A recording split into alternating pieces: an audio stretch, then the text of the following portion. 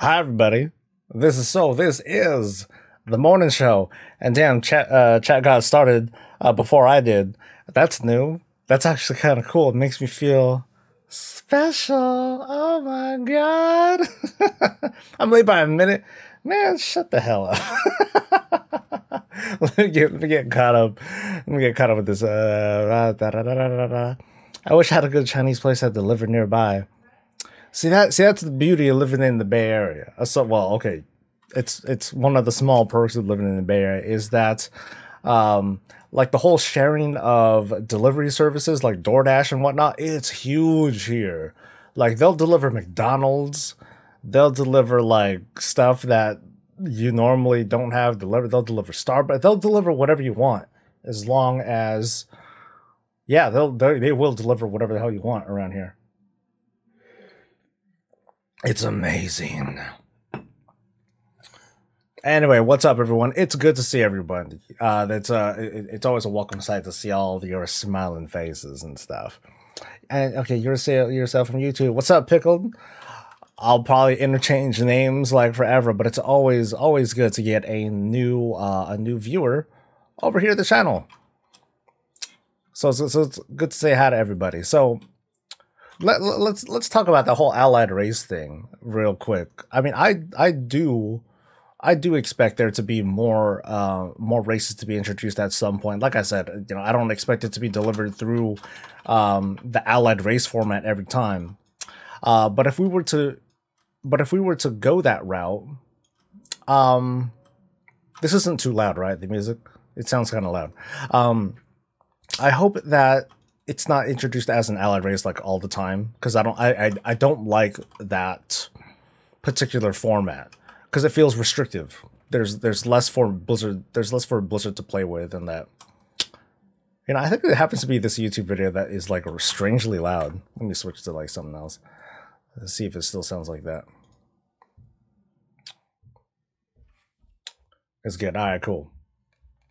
Oh, my shit's hella loud. G-Crab says we have delivery services, but they always take too damn long compared to the places that deliver themselves. Oh, you know, that's kind of true. I could say this, that at least it's not delivered like cold all the time, because it just, because they have to like go there, buy the stuff, and then, you know, and then they can, you know, drive that stuff over. Anyway, allied races, like I don't know why this whole conversation about Draenor orcs joining the Alliance, like how that became a thing. To me the story behind that feels like fan fiction. To me, it doesn't make enough sense yet. The story can always be written, though. Don't get me wrong. As long as what's the thing? If they just write the story, then they write the story. Then we can't really say anything except for, hey, we disagree with that, because then at least they wrote the story.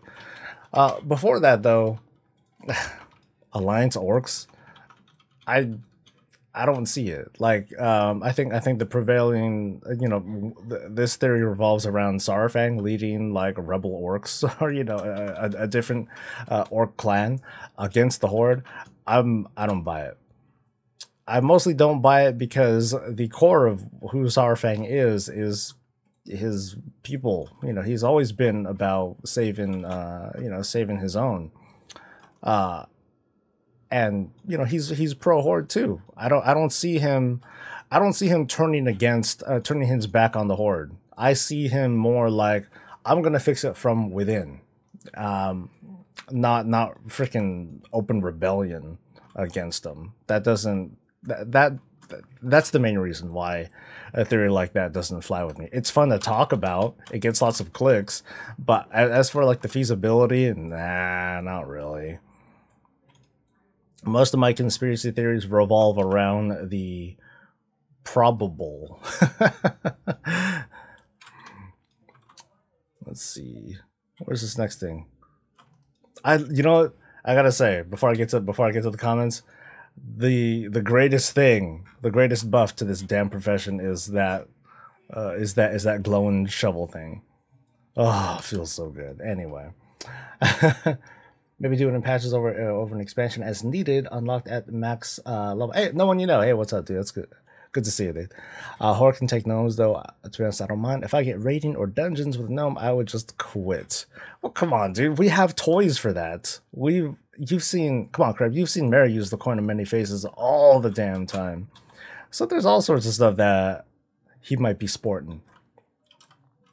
That's why I'm not as offended as some with regards to, oh my god, I don't want to play against, I don't want to play alongside a filthy gnome. I know it's the whole theme around it that people are against mostly, but at least visually, I don't care. I see that shit all the time. my faction pride and all that. Maybe I'm jaded, but I don't connect with the faction pride sense like as hard as some people. It's funny. I still like even this morning, a little bit before I started the stream, there was some commenter on my video that predicting like, oh, who's gonna start the battle for the Undercity, and how does that go about? And people are still on me about, oh my god, Saul, it's Tal Drastil, not Tal Drazzle. Someone was going as far as like enunciating it for me. Oh, it was hilarious. I'm like, dude, relax. Just because I'm wrong, you don't need to get. The only word I can think of is triggered, because it just feels so irrational how offended some people are about mispronouncing something. I'm like, dude, honest mistake, and I fixed it. So. Chill out, guys. Started watching me since Mad Season recommended the channel. Oh yeah, that was a year ago. Yeah, that was a while back now. Yeah, I still appreciate that bump that it gave me. I think that was like the biggest one-day bump of subscribers that I got. Or at least one of the biggest for sure. So, I haven't watched this stuff in quite some time, but no, I got a lot of respect for the dude. All right, where's the thing? All right, is that really a thing? Absolutely, it's a thing. If you're assuming that you're talking about the pronunciation thing, like people are pissed. Like if you go to that video, it's the speculation one. How does the battle for Azeroth start? I think it's something like that, and then just look at the comments. Holy crap. The bile that comes out of that. I mean, I'm even being called like an alliance cuck, because the beginning of the video, I meant to like sarcastically make fun of like each of the battle the battle cries for the Horde, for the alliance thing, and I was just trying to be sarcastic. I'm like, oh yeah, I was just feigning enthusiasm. And I guess people took it the wrong way, and they're like, oh my god, you're like totally dissing on the Horde, and you're like so happy with the alliance call out that it's like, ugh, you alliance cuck, how dare you? I think one of the recent comments was like, oh, so how do you go about sucking alliance cock? And I'm like, huh? Well, I guess step one in kissing the ass of the alliance is to play as Horde for 13 years. And then, this is some deep state shit. Okay? Little do you know, I've been undermining Horde pride for 13 years from within. But I still find it I'm not hurt by it. I still find it so fascinating. Just the level of passion with these players. That's alliance cuck. Sheesh. Don't touch our dwarves. How dare you make fun of something from a game? Right? I'm so angered.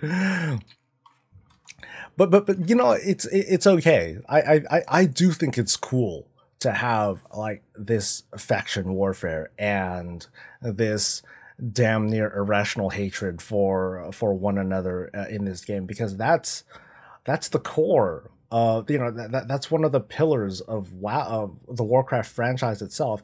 The moment you dismantle that is when you really damage the identity of the game. The Horde, the Alliance, we've been used to that for years, many years, ever since the very first Warcraft game, when it was pretty painfully clear who were the good guys and the bad guys. And now that the line, even though the line has blurred between that over the years, as we've played through like those other RTS campaigns and got to understand the origins of the Horde, the motivations of the Alliance, the betrayals, and so on and so forth, there's still that infallible pride in your faction.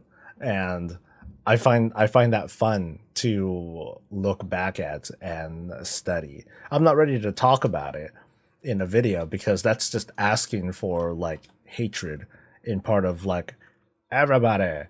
I would piss a lot of people off with something like that. I'm not prepared to lose followers or lose subscribers. Reverse psychology, I'd probably kill reverse psychology. You got the spelling good enough, dude. What's up, tribe? So what do you think of Sylvanas making the Horde become the evil faction by attacking Teldrassil? Now remember, like if you saw the weekly tribe, and I'll just reiterate this again, I'm always happy to run my mouth for a little bit. Not enough context. Because something that we're missing there, tribe. So let me reread what you said. What do you think of Sylvanas making the Horde become the evil faction by attacking Teldrassil? The thing that I want to know first is, why does she attack Teldrassil? Is it because of this? Is it, you know, if we go just by the words that we see in this limited data mine text, then yeah, it's easy to paint a narrative. She wants the Horde to last for generations. Okay, cool. And because of that, I'm going to attack Teldrassil. If we take just that, if we take it just at that value, okay, sure, yeah, we can, like I said, we can paint the narrative. Sure, Sylvanas is a jerk face. But if we get more reasons, if we get more of the context and the reasoning behind it, it's like if I hear something like, oh, it's a big old it's a big old Azerite fruit tree. There's a big strategic value from capturing it. Then does that mean it's evil? Or does it mean it's an evil act to take care of it? Or is this like a strategy, knowing that in Kalimdor, which is mostly Horde controlled already, knowing that there's like all this Azerite just waiting there, it's almost like the Cuban Missile Crisis. You don't want something like that so close by, because it's close by. Literally, it's not, it's not that far. So your best course of action in that case would be to capture it, so that way you take it out of play, or even better, it becomes yours to command. So is that evil? No, it's aggressive, absolutely, but I don't think that's something that a responsible leader would let just hang out. Because one thing's for sure on from both the Horde and Alliance, or should I say both sides, hashtag, one thing that's common on both sides is that they don't talk to each other. There are no ambassadors in the Warcraft universe. There are no actual emissaries. There is no United Nations or anything like that. The best thing is like a neutral faction like Thrall, or some sort of mediator to calm the nerves and stuff. And in this case, they've kind of thrown stuff like that out. They've thrown stuff like that out the window since Theramore. So it's a pretty crappy situation. It makes it so that, anything that happens is super volatile. Everything's a powder keg because these two factions don't communicate with each other. All it took after the Battle for Broken Shore, the first Battle for Broken Shore, when everyone got their asses beat, is if Horde and Alliance ambassadors got together and be like, hey, what the hell was up with that, Horde? You guys ran away like little punk bitches. And then the Horde emissary would be like, well, you got to realize, we were tanking spaceships while you guys weren't, and we wiped, so we had to leave. And then then from there might still be some squabbling, but then there's at least that understanding. Because right now, as far as we know, there is no understanding. Over a year later, after the events of Broken Shore, there still has not been clarification, only escalation. So both the Alliance and Horde are idiots when it comes to diplomacy, because they don't have any. They don't have any diplomacy. But again, going back to Sylvanas' actions, I need more context. If there is, if there is a strategic reason to take Teldrassil, because the wording that I saw from the data mine stuff was capture, not Teldrassil, not burn that mother to the ground, not slaughter its women and children, not put everyone's head on a stake. That's a very Garrosh thing. Literally, we got a glimpse into like his dream world, and what he intends. We haven't seen that from Sylvanas, but at the same time, again, I need context. Prejudging is fun, but irresponsible too. Let me get caught up with chat real quick. I'm not sure if she's still the one that started. Yeah, I'm not sure. I don't think she's the one that started the fire. Or at least, I think that the fire itself, the burning of the city, I think it was an accident. I think it's gonna be an accident, because if there is value in that tree, no one wants it to be destroyed. We want it to be captured intact. I'm convinced it's not Sylvanas that did, and I'm in fact thinking it was Tyrande. Semper, I'm thinking that I'm still leaning on it being an accident. I think I know what you're alluding to, that she wanted, that Tyrande would rather see the tree burn than to let the Horde have it. But I'll try to respond to that in a bit. Or at least a Splinter Forsaken who doesn't want to be undead. Yeah, I think that's a plausible theory too. One that I had earlier alluded to, that it's the Desolate Council that wants to capture all this Azerite for like certain reasons. And who knows, maybe they make some mistake. Maybe members of the Desolate Council go in, or maybe the entire Desolate Council goes in, tries to capture this Azerite for themselves, end up igniting the tree. They all end up getting killed, and like that's it. I kind of see the Desolate Council as nothing more than a plot device that's going to just get wiped the hell out very, very quickly. And they're not going to be a thing to worry about during the Battle for Azeroth expansion itself. Which is kind of unfortunate, but at the same time, I'd rather be rid of that than to have like another upstart Forsaken faction. That would kind of annoy me to see something like that again. Both sides. Well, something had to happen because the Alliance did attack low. Yes, something had to happen. But again, there's what leads up to the attack on Teldrassil in the first place. We saw in the Before the Storm book that Sylvanas intended to march on Stormwind already. So maybe she did march on Stormwind for reasons which could be evil, but obviously it sounds evil, right?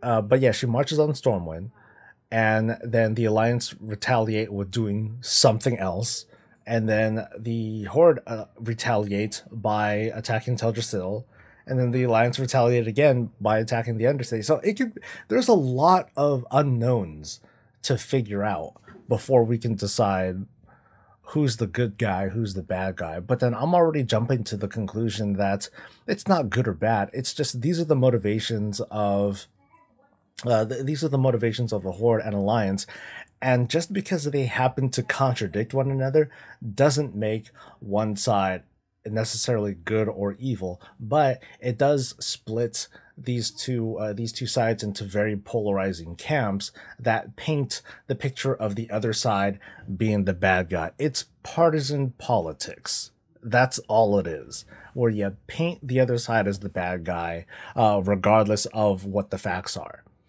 I think that's all it is. And the thing that solves that are facts and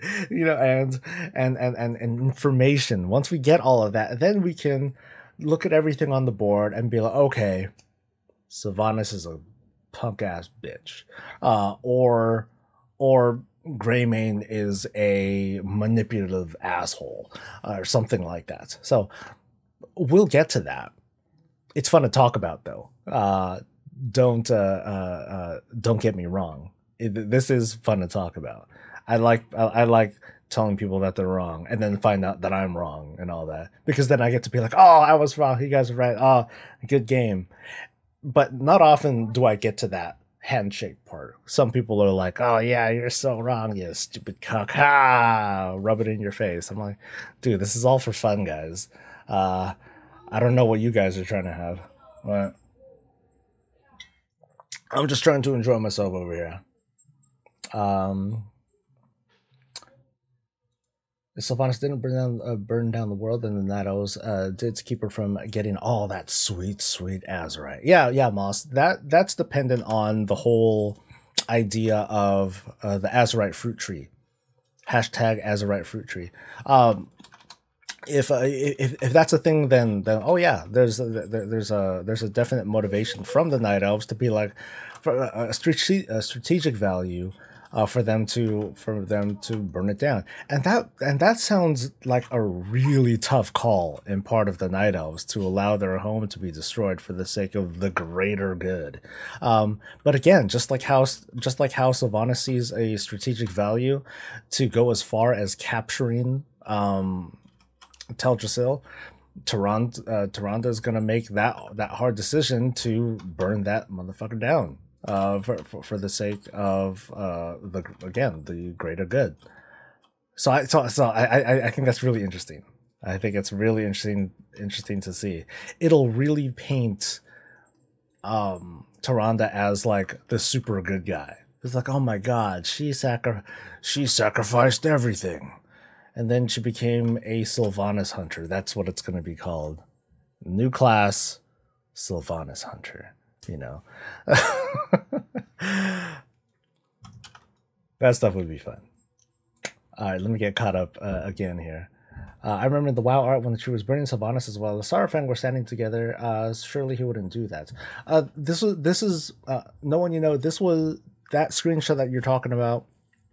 Sylvanas, Sarafang, and presumably Nathanos. They're standing together after some sort of fight on Darkshore. But they're looking at the tree, and the tree still looks fine. So not yet. It's when the tree is burning that Sarafang is gone. The person who's presumed to be Nathanos is gone, and that's when you see that ranger-looking elf person lying there on the side. Yeah, the previous shot, that ranger person had a bunch of arrows in their back or whatever. And then that ranger person was laying down. I'm still wondering who the hell that is. That's something that I'm quite curious about. Who the hell is that? It might be nobody. Easily. It could easily just be some night elf, elven looking scout. Let's fuck him up. You know, pop. You know, 5 to the back. But it could be someone meaningful. I think it's someone meaningful because when you see those two pictures, you see them with the arrows in the back, and then you see them laying down, like as if they're like kind of relaxed. They're put into a comfortable position, presumably by Sylvanas or someone else who was there, to make them comfortable, either for merciful reasons, because hey, I'll let you like lay down and relax, or for very nefarious reasons. I'm gonna let you watch that tree, that goddamn tree burn. So for all we know, it's like Tyrande that's there, who's like dying. So but I think people see her in Biffa, so I think she lived through, but I don't know, man. Let's see. SI7 knows no way the Alliance leaders haven't heard. Oh, maybe. Mike, what's up, dude? I know I'm getting caught up with chat, so I like the last video. I really again hope the old gods or whatever it stays Horde versus Alliance the first year, so characters can get some serious depth like Jaina, like that crazy bitch. Sarafang may deflect Journal Orcs on the Alliance. I mean, some serious interesting threads could happen. I'm still not sold on orcs from Outland or Draenor, you know, whichever, I'm still not sold on them joining anything. You know, I don't see them getting into the fight except to join the Horde. You know, because if Saurfang wanted, I think that would be jacked up for Saurfang to say, "Hey, Draenor orcs, I want you to fight for the Alliance," and then like the first, because the first question is like, why, right? Why should we leave? Why should I leave my world that was just liberated from Archimonde and the demons and stuff? Something that one of your guys, you know, Garrosh, something that your guy started. Why the hell should we leave? I don't want to leave. There's no reason. The story has yet to be written. I'm going to say that a lot. So we'll have to wait and see for that one. As for orcs from Garradar, they've already kind of aligned themselves with the Horde already. Part of me thinks that the reasoning that they might has something to do with Garrosh and like what happened with him. You know, they might be sold on the idea of, well, you know, the Horde has become corrupt, and you know that's what created Garrosh and such and such. I'm gonna do, but that would make Saurfang almost no different. It would kind of make him like a warmonger, just on the other side. You know, I want to fight to save my people. Where the best thing that he could do is to have those other orcs just stay out of it. I think that hurts the Horde. Yeah, I think that would hurt the Horde just as much as having them turn against them too. So, I don't know. I'm just not sold on Saurfang trying to defeat the Horde by being on the opposite side. He would do a lot better by subverting it from within and trying to take control or trying to reform things on his own end. So the context from Bass is that they took out Tarnessus because we got sexy Voidos. Now we don't need blue Smurfs. Oh. I don't know who was smoking there. I forgot to put it. Well, there's the whole Nomi theory too. Who cares about who started what? The rumor Rumorville is Draenor orcs become an alliance. I don't think it's a well. I'm still not sold, but I thought it was just like a theory that Taliesin and Nevitel just decided to run, and they're like, and then now it's become like a rumor because someone big is talking about it. Sometimes crazy be crazy, and that crazy demented Horde chick is crazy. This is established. Is it? I think Sylvanas is obviously motivated by not wanting to die. This doesn't justify the actions. I'm just trying to understand the motivations. Because again, we don't understand the actions either. We don't know the context behind why it is she's going for the tree. Once we get there, then we can judge. But before that, I'm going to withhold judgment. All sides. Ha ha ha ha.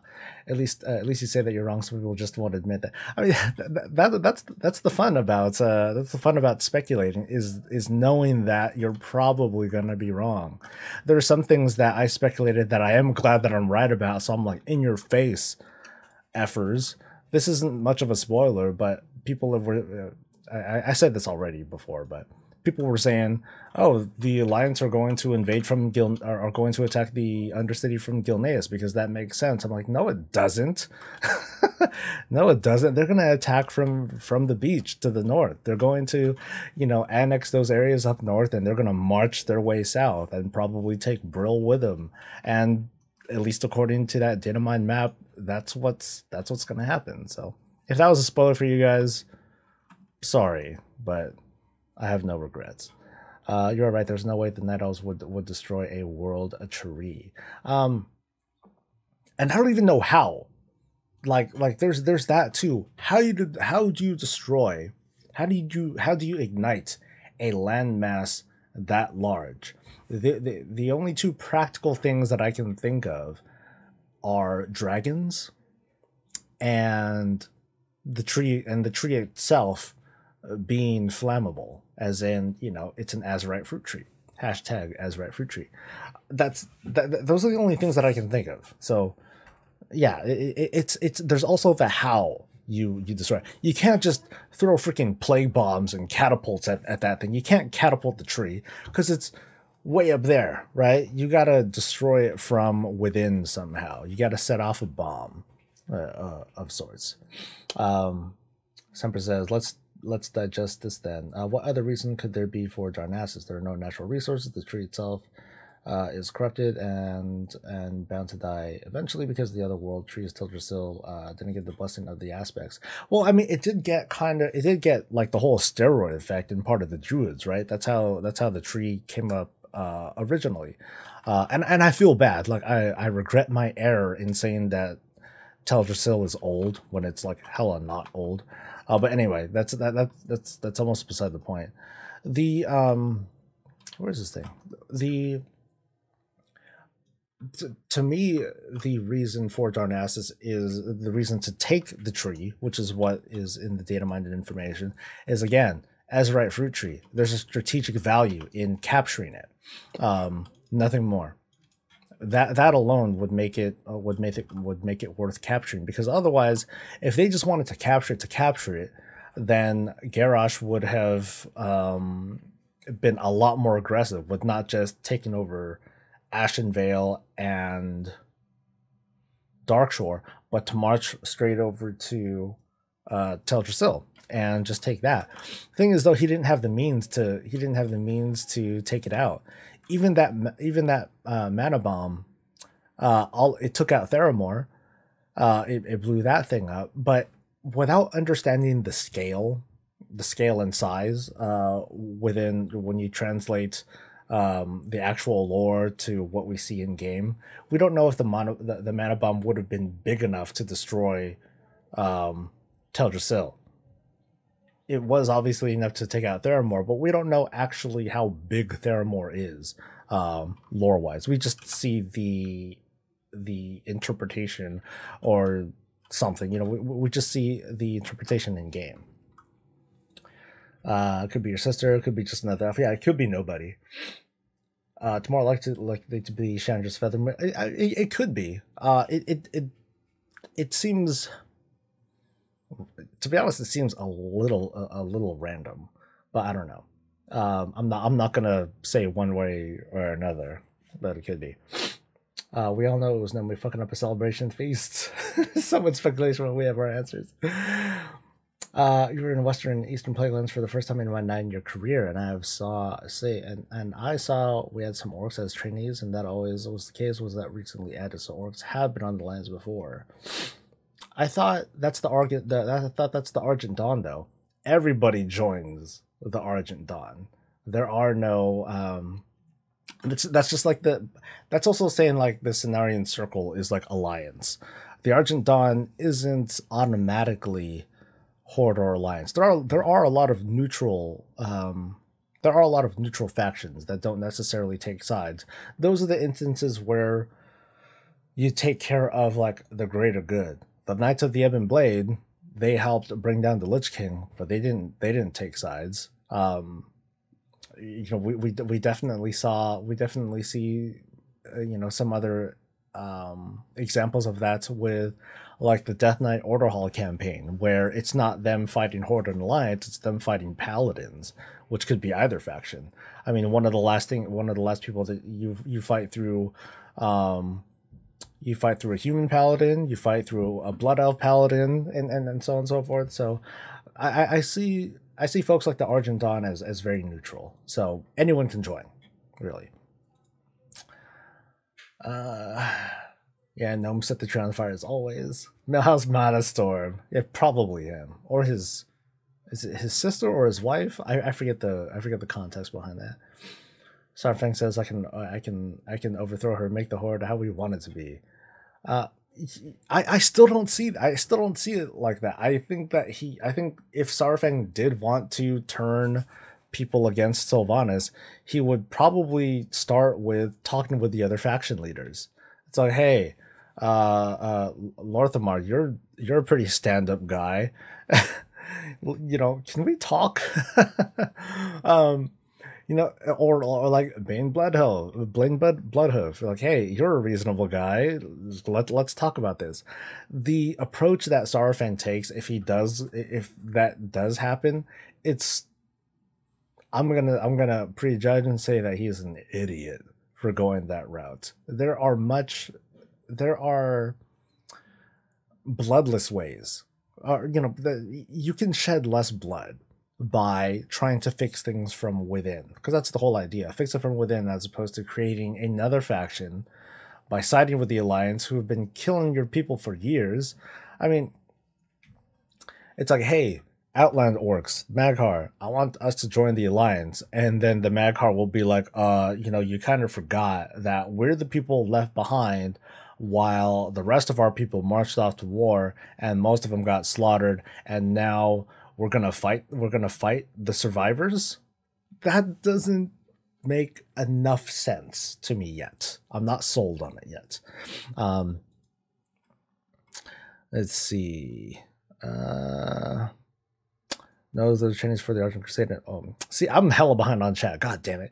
I'm hoping for some reason Tyrande is in Stormwind when Sarafang was there. I wonder if she would have anything to say when his brother was a close ally to her. It'd likely be insignificant in the long run, but damn it, I'm curious. I'm like, where's Thrall? Where's Ja? I need to see what Ja Rule has to say. Yeah, where's Thrall? Like, he was... if nothing else, he was a good mediator. He was someone who obviously represented the interest of peace and relative peace between the Horde and Alliance, and not the escalating conflict that we've been getting over the years. If anything, Thrall's a piece of shit for not trying to intervene any sooner. I'm sure that if we see him again, he's going to be like, well, I'm going to concentrate on trying to heal the wound in the world as the crappy shaman that I am, that I've become, or I got kids now, I'm busy. It's like, oh, so now that you have kids, wow, everything else that you got to put all your other responsibilities on hold, huh? But I think Thrall could have been an effective mediator or ambassador or emissary or something that could try to find some balance between the two factions. But they've just gone to pretty irrational. They've gotten pretty irrational, much like us who were doing all this speculating. See, I get that she's been pushed too many others, but she was using that weird mist stuff that kills both undead and living long before the recent. I thought that was Putris that used the plague bombs on everybody for like no reason. Well, pretty much under the influence of the Dreadlord, of the Dreadlord of Veramathras. And Sylvanas didn't know about it. She does long for, she does want to make something that will make more undead, as far as I know. Not necessarily, I mean, she basically wants to make a plague that'll kill everybody. But it's also because she wants to make more undead, which is the wrong approach, right? I'm not, it definitely is the wrong approach, but it's just weird with how the actions of her people don't necessarily reflect her desires, but she's okay with what they're doing too, sort of, kind of. Alright guys, enough with bit of speculation about Sylvanas and gnomes. Let's talk about the new old guy that was destroyed in Troll campaign on the Alpha. Gahoon. Is it Gahoon? I think that's how it was pronounced. I'll get to that. And even if Tyrande is forced to burn the tree, which would be amazing, that crazy chick is still 74% responsible, she leads the Horde, and she okayed the attack, period. I honestly think that if she did not look as she looks and sounded as she sounds, she would have been killed off long ago. Dang. Why you gotta be all about like the superficialness of it? Just because she wears a corset and all that. Dude, imagine, guys. Imagine if Sylvanas wore glasses. Oh my god. The waifu shit would have no end to it. Period. Oh, glass. Anyway. Again, though, context. Attacking Teldrassil is bad if you just look at it at face value, but why does she attack it? There is a reason that absolves her of being straight up evil, because evil is a strong word. I would kind of make the argument that Garrosh isn't necessarily evil. He's just very racist, which we can judge that, but I don't know about evil. To me, evil is like an absolute. I want to return everything to nothingness, says the Void God, says the Void Lords. I think that's pretty evil. I think that's pretty bad. Sargeras wants everything, wants to destroy everything. That seems evil. But then you add in the context of Sargeras wants to save everyone from the Void Lords by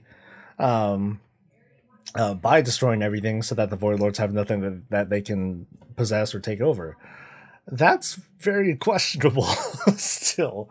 But then it makes me also question, is it absolutely evil? For the people that are getting killed, yeah, sure, yeah, it's evil. But I'm just talking about this from like, hey, I'm not attached to this. I'm just kind of looking at this from the outside, and it makes me have this internal debate. So what do I think of the legacy loot mode for old raids and dungeons? I don't even notice it. Honestly, I didn't really like pay attention to it. I think it's a really good change. I think I recall some of the Blizzard statement where they say, you know, we like personal loot, we like what it does for the game, but it doesn't cover all the nuances of soloing content. And so now they're addressing it. It kind of took a while, but I'm glad that they did it. I've no problems with it. It makes it so that soloing stuff feels a little bit more fulfilling and a little bit faster. So I think overall, like, nothing but thumbs up. Well, you know what? Do I need to make stuff? Let me do that really quick. Yeah, I'm at 195. Just in time. Okay. Let me take care of some of these solves real quick. I don't want to miss out on nothing. All right. And I'll make a crate, and a crate, and a crate. Yay! I still have yet to get that damn blue Silithid motherfucker. Kind of pisses me off. Personally, I hope one of her sisters kills her after they learn that she cannot come back from Crazy Town. Didn't read a lot about it. Maybe. I still want to see like some sort of interaction between the sisters. I think we're going to definitely read about it in the book. I hope that we get to see some of that stuff in game too, but it just depends on what we're able to see and play through.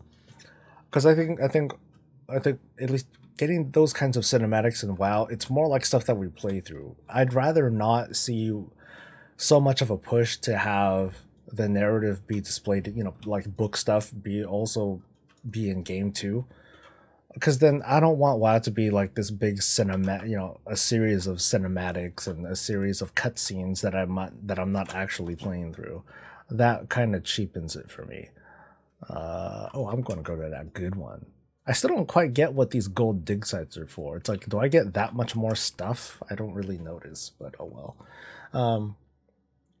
I think the Night Elves will rebuild their civilization in and around Mount Hyjal. I don't think Kalimdor and Eastern Kingdoms will be straight up Horde and Alliance.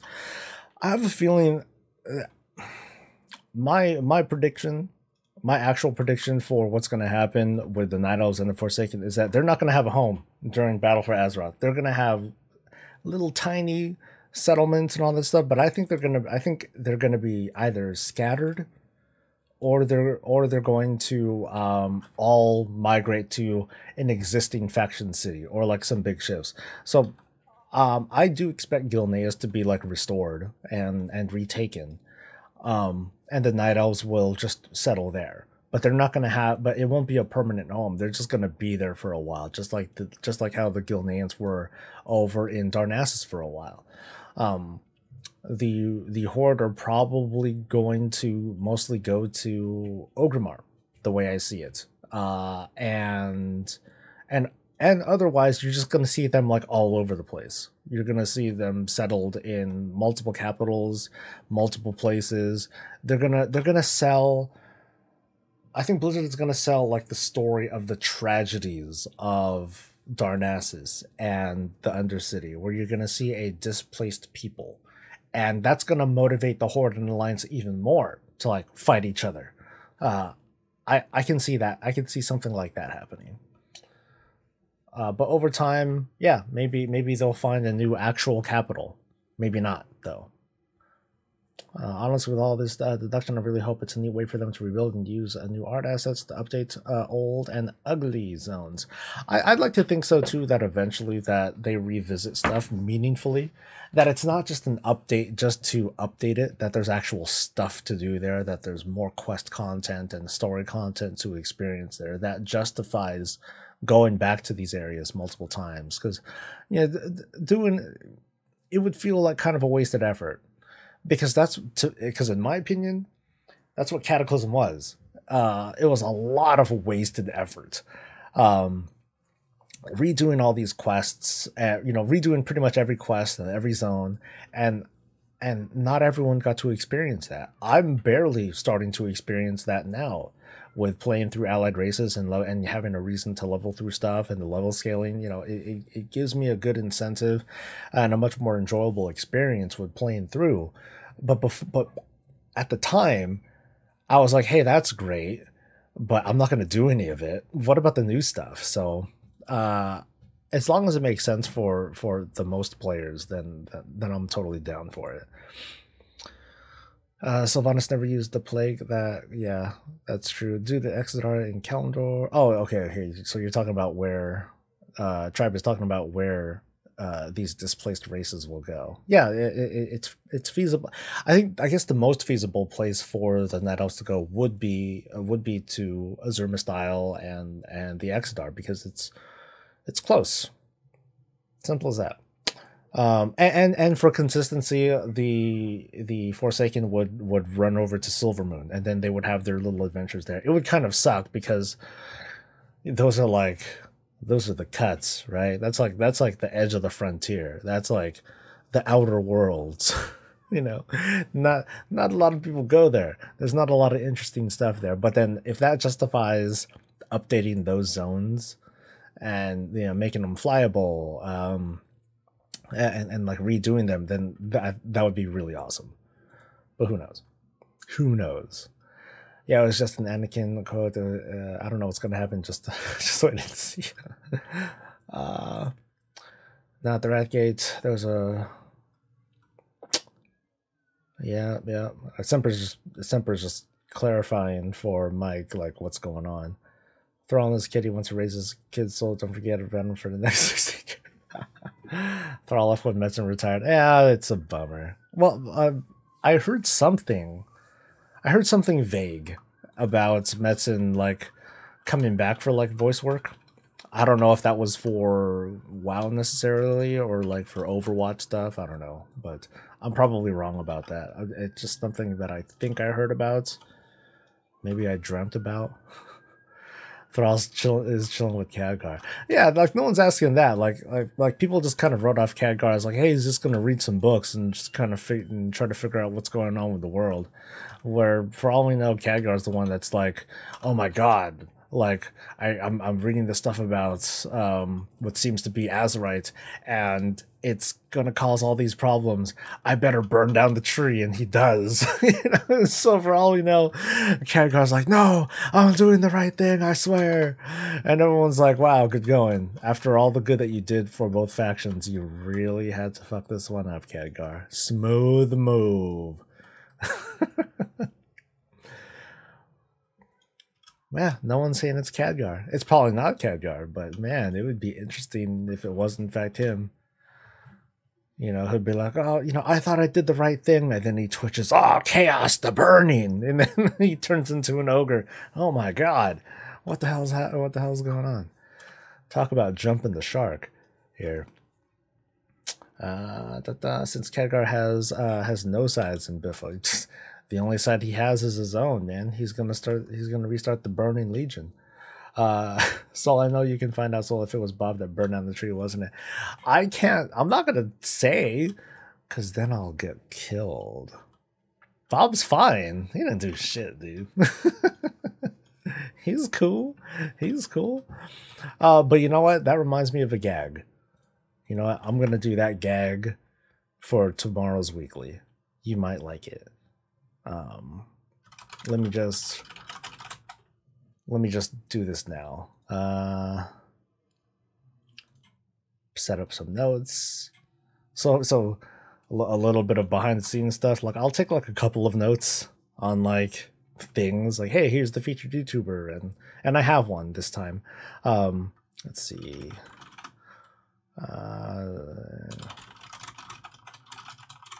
Okay, cool. I have my gag ready. I have my intro ready for tomorrow's weekly. Woo! Drak and Medan are gonna show up in like 3 expansions. You know, Horde and man. So well, help me with Durak. Is that Thrall's kid? Because I'm not familiar with that. I know enough about Medon. I don't know how to pronounce it. Whatever. Soul needs a minute in the wifey glasses. Soul needs a minute in the wifey glasses. Those glasses, dude. Oh my god, I'm this far behind chat. I'm sorry, guys. Let me try to skim.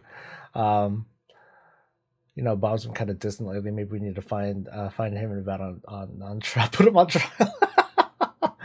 Legacy Luma. What has never heard of it? I think someone's going to explain it in the chat. There are articles on an MMO champion. As I don't know if you did or follow the Alliance playthrough or did the same, but after a while, when you're almost done with Argus, the 2 Windrunners to talk about. Yeah. You're right, Mike. They are going to talk. I just want to see whether or not it's going to be in game or if it's just going to be something that we read about in the book. I feel bad for Blizzard because there's like a damned if you do, damned if you don't. But it was just kind of. But I have a feeling that we're going to get some of the nuance of whatever conversation that they have in the book, which is fine for me. But I know some people are like, well, sure, you know, I can't be troubled to read a book. God. I want to see it in like a dope ass, you know, 2.5 minute cinematic, not a book where I can get all this other information. Okay, I'm being kind of mean, but it's like, come on, just read the books sometimes, guys. There's a lot to appreciate from them. Steal it if you really have to. Wait for the audiobook. Hell, steal the audiobook when it comes out on a torrent.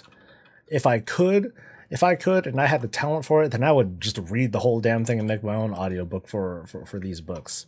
But I'm not good at it, so I won't. What's bad is when you play the game, you see something that doesn't make sense, and to get caught up, you have to read the book. Which, if I wanted to read, I wouldn't be playing the game. I mean, I get the conclusion that I do get that, but at the same time, like, the time it takes to produce something like that in game, it's, in my opinion, it's just not as good. It doesn't come out as good because you can only put in so much time into like the visual effects, because that's what you're focused on. It's like that whole phrase, like, I love the book, I hated the movie, that sort of thing, or I did not like the movie adaptation of the book, because people put the imagination in their heads, and that's a very powerful tool, imagination. I feel kind of bad because I'm almost accusing people of not wanting to use their imagination for things, because I appreciate that people want to experience things in game, that they want to be in it, they want to feel it, but I still think that I'm still a firm believer that the best way to experience XYZ thing, whether it's WoW or any other franchise, is to take a look at every medium that is offered, whether it's the games, the books, the movies, and so on and so forth. That's how you're going to, that's part of that whole franchise experience. And I am a supporter of that. I'm going over there. Gold dig sites are just more digs and usually have elites in the area. That's weak. The game should give the players relevant info from the books as it makes sense to what's going on. But they don't need to show you something that your character wouldn't know. So any chance for your transmog streams or Thursday after you get bored of raiding, we get to see you do something you spoke of wanting to knock out for Biffa, like Brawler's Guild, Mage Tower, and etc. I need to gear up for the Mage Tower. I tried to do it. I tried to like dabble in it with the Demon Hunter when I got it to max level, but I was like 860 item level. I was like, all right, let's try this out. Let's see what it's like. And I was like, ooh, I'm not used to anything, and I don't know my class at all. It sucked. I'm gonna get to it.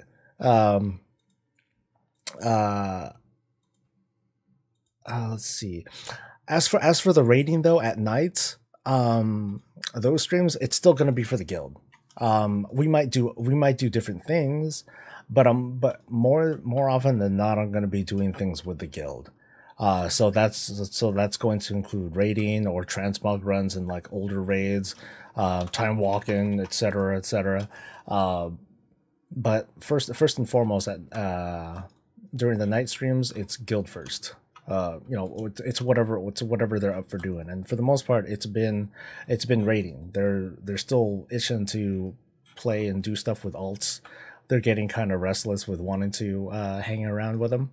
But there's still gear sets that they want to complete on their mains too. That's why on Tuesday we were mostly doing like the last couple of bosses, even though that took a while. And then tonight we're going to be doing some of the other bosses in Antorus, the Burning Throne. What if Sylvanas, Quiddy says, what if Sylvanas was just like, hey, let's make all the Nettos into Forsaken, like use the poison on them. That way the Nettos do not need to find a new home. Clever. Again, like I wouldn't be able to contest if anyone said, dude, that's very evil bitch of her. I couldn't really say much about it because I'm like, well, yeah, you're kind of right. But I'm still working on this piece on Sylvanas, and just what it is. What the hell is she trying to do? I'm really struggling with this one though, because I'm not quite nailing the message that I'm trying to send. Hell, I can't even come up with what what points I'm trying to make with this video, because I'm just trying to get behind like what are her motivations, why is she doing what she's doing, is she trying to become like another Lich King, and if she is, why doesn't she just do that? Why doesn't she just campaign to defeat the current Lich King, take that helmet, and take control of the Shadowlands, which is like the whole point of what she's trying to do. She wants mastery over the undead, so that way she can keep her people safe, and or not people safe, but prolong the life of her race. What better way to do it than to take over the powers of the Lich King, which in large part comes from the Rune Blade, from Frostmourne. But clearly, the Lich King still has certain powers over the dead. Death Knights have more power than Sylvanas at raising the dead. So why isn't she doing like more research on that topic? Why is she just going with the Vrykul route? Because the Vrykul, that's kind of sort of more of a Titan thing. The Vrykul are a kind of a Titan creation. Here's me kind of talking out of my butt. So if I'm wrong about this stuff, help me out here. The Vrykul are kind of a Titan creation. Oh no, not the Vrykul. The Valkyr are kind of a Titan creation because Helya made the Valkyr, and Odin made Helya who she is, and Odin is a Titanforge construct, which comes from the Titans. But the whole thing is about mastery over the Shadowlands and the powers that come from that. So, how does she go about mastering that sort of thing? That's a tough thing to get behind. That's what I'm struggling with. That's why you haven't seen that video from me, even though I talked about it like earlier this week. Bob's an alpha and Soul is not. So he could have. So he could have burned it down. Okay, so that guy is Frostkin. Okay. See, this is what happens when you take a day off. Chat is extra chatty. Hey, I don't mind. You guys know by now that I do like chatting with you guys about all this stuff. It's fun. It's fun. It's because I'm not I ain't no arena player person. I'm just a guy.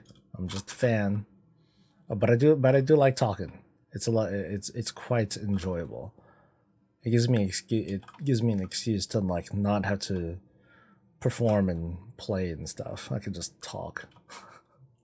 At some point, if I get enough like rep, or if I get enough credibility, then I'll like maybe I'll like do a stream with like some of the bigger speculation people.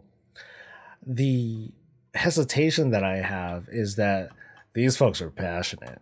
Not only do they speculate, but they seem to come off like they think that they're totally right about their stuff, and they'll fight. They'll fight you, and I'm not a fighter. I'm like, ooh, that sounds exciting, cool. Here's my point of view, and then we'll come away from it smiling. And I don't know, maybe I have like anxiety over it. But trying to speak with my counterparts, to be honest, kind of scares me. Because again, mostly because oh shit, don't go that way. Mostly because I have like my own social anxiety. Like you guys hear me stutter all the time. I have that sort of anxiety even in front of relative strangers such as you guys. Oh, let's see.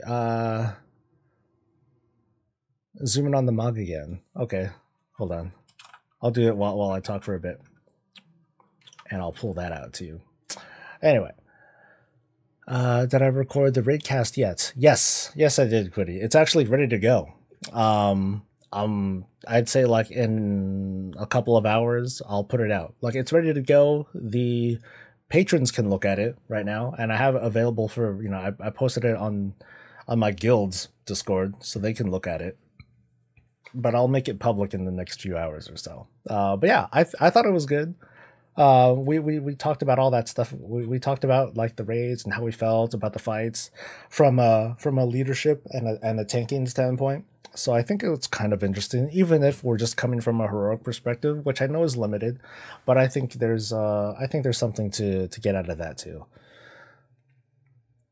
Make you a deal. You do the prop pally mage tower, and I'll do that's called account sharing, sir. Mythic plus with the guild. Maybe I'll need to talk with the guild about it, and just be like, hey, you know what? On next week is going to be a mythic plus thing. Let's all do mythic pluses together, and like that's it. That'll be the day. So maybe we'll do something like that. Helmet Domination. I think it's awesome. This is the first stream I've been to. I'll be coming tomorrow. Yeah, this is what a lot of it is. A lot of it is talking. Some of it, if some of my transmog run regular people are on, then we'll do that. But then it's still a lot of talking about random stuff, such as whatever the hell you guys bring up and whatever questions you ask. So these are always fun. I'm glad that you're enjoying yourself. Ushen, I got my second best in slot legendary for Furry. My rock reminds me of a Mad Max movie. So like the idea, Moss, was I was going for like, I want to look like freaking Mega Man with like the overly large hands and feet and stuff. So like if I take off my artifact, which is like the most dangerous thing to do out here, if I take off the artifact, then I have like the kind of the smaller body and like the ridiculously large feet and hands and like the helmet. I should just take off the helmet too, but it just doesn't look right having the longer hair. But I sported something similar to this when I had with in Draenor, where I had like the shirtless look. I kind of like tried to look like an orc or something. Like I was an honorary orc with the naked body and like the big arms, but kind of goofy, which drives me crazy. Inserts lore speculation YouTuber here. Well, that's me. Chronicles is to be taken as gospel. Oh yeah, and why? Oh yeah, and here is why Chronicles is wrong. I'm gonna say the name because I do appreciate this guy as a YouTuber, and I think I promoted him like a couple months back. It's Akalon that I think I saw. I think I didn't watch the video, but I saw the thumbnail that said, you know, to doubt Chronicles, and that it shouldn't, and that it shouldn't be taken seriously. But it's a reference, you know. It's the cornerstone, and yeah, that's something that I don't agree with, because if we can't trust the Chronicle, then what do you trust? You can't trust anything if that's the case, because that's now the established canon, that's the lore. And if you damage the credibility of that, then everything just kind of breaks down. And then, you know, nothing, you know, everything, it's like saying that everything is truth. Oh my god, old gods, the burning. Yes. uh so so I don't agree with that. I do think that the Chronicles, it's what everything refers back to. It's what ties everything together. So the omission of it, like, even the omission of information is bad. Like the whole thing with Gahun, which we can start talking about if you guys feel like it. I think that it's okay. I do think, kind of, it's okay that it was left out of the Chronicles thing, or that it's being kind of retconned in there, because for the most part it was a controlled situation. That if the idea of Gahun is in there, and for all I know it's in there, and I totally missed it, but the idea of that is nothing more than a footnote, you know, just a short little blurb. The Titans tried to do this, it didn't work out, it's been sealed away. If that text existed in the Chronicle already, then it would just foreshadow to us as players, oh, we're going to kill it at some point, it's going to be a problem at some point. Okay, cool. But it makes no difference whether or not that it was there. It just makes it okay because it was because it was a non-issue back then. There were no developments that happened because of what went on over in Zandalar, though. I think having your own stream and YouTube channel is a step towards beating my social anxiousness. So kudos to, yeah, like I'm not gonna talk about my I'm not gonna talk specifically about my past, but something like this, once upon a time, unfeasible, infeasible. Yeah, I never dreamed that I would do it. So this is therapy for me, and it's fun. This is something that's worth more than money. Even though I'd like to make a living doing this, what I'm getting out of this is more than just like dollars and cents. It's courage. Anyway, anyway, I love that nice stuff in Legion. What do people think Bolvar will be doing, and will we see him in Biffa? I don't know. Mike, the idea of the Lich King is, I think people understate just how strong the Lich King is. As a fighter, he's all right. We beat his ass in Ice Cream Citadel. Ice cream, I miss ice cream. We beat his ass in Ice Cream Citadel. But the idea of the Lich King is incredibly powerful, because he's the singular most powerful thing that we've seen with regards to the Shadowlands again. The mastery over the over life and death, because up until now, we still have yet to see a singular figure that has mastery over the Shadowlands like the Lich King does. Like at one point he had the Valkyr, he was able to raise the dead, he was able to infuse essence into like big ass ice dead dragon things and bring them to life and bring back their previous memories. He's pretty damn strong. So he's something that Blizzard can leave in their pocket for as long as they feel like.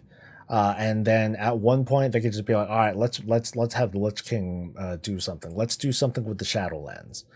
Because that is a realm that's really yet to be explored. We've gone to the Elemental Plains, we've gone to the Emerald Dream. I forgot what some of the other stuff is, but we have yet to see much of the Shadowlands, except for when we die. We see the Shadowlands when we die. There are a couple quests where we visit the Shadowlands and see spirits, and there's a couple of raid encounters where we briefly visit the spirit world, which is the Shadowlands. But what happens when we die? I think when we really start exploring the Shadowlands is when we really get to know Sylvanas even more, and possibly that's where she finally dies. But but I think we need to get a lot more understanding of the whole life and death thing that motivates the Forsaken and Sylvanas, and that'll get us further into the story. That sword broke pizza cutter on crack. Well, it's more like I think it's a mace. Yeah, it's definitely a mace. We both still need a 15, so I'll join for a Mythic Plus. I needed to do any Mythic Plus for a month. It's been a month since I've done one. Crab, I know you mean, and never trust a tinfoil wearing guy. Not having put out the name, just trying to yeah, Akalon is pretty good about saying that he thinks from a specific point of view, so they're able to be wrong. Yeah, like the whole thing on speculating is that you're just speculating, knowing that you're going to be wrong. But maybe it's me, but whenever I talk to my speculation, it's very flimsy. I purposefully make it convincing, but it's still easy to debate because I'd like to see other open interpretations. But one thing is for certain is that despite all the speculation, and I apply this to both the World of Warcraft and to other big speculation, big tinfoil theories like Game of Thrones and such, is that it's always much more simple than we think it is. It is typically very easy to understand. That's the whole thing about the Warcraft franchise and the story. It's easy to digest. It doesn't take a Discord secret finder to find out what the next plot point is. It's pretty damn transparent as to what's going on. The thing is, though, we're getting a lot, because we're able to jump really far ahead with the story right now, with all the speculation, that we're trying to fill in these gaps. And there's a lot of folks that are like, oh, it's the old gods that are behind everything, and so on and so forth. And it could be. It's always simpler than what we hope it is. I did like the Twitter spat that he had with Telias and Nevitel last week. Oh, I didn't see that. Game on, what's up, dude? For a while I watch and adore me. Nixium, Akalon, Novel, Preach, and Beliwar, those are what I seek and watch daily myself. I really need to watch more YouTubers. I really don't give myself the time to watch, because then that gives me a chance to also interact with them and be like, hey, you know what? I watched this other video by this other person and they're fucking wrong. Let me break down why. I don't want to antagonize like that, but yeah, I usually don't have the time. Callum, what's up, dude? Am I in the alpha yet? I don't know. Oh, I haven't had music running in a while. What the hell? I didn't even notice that because I've just been talking this whole freaking time. Let's get that going. It's not playing. Or is my thing off? Nope. Music should be going. Where's my music?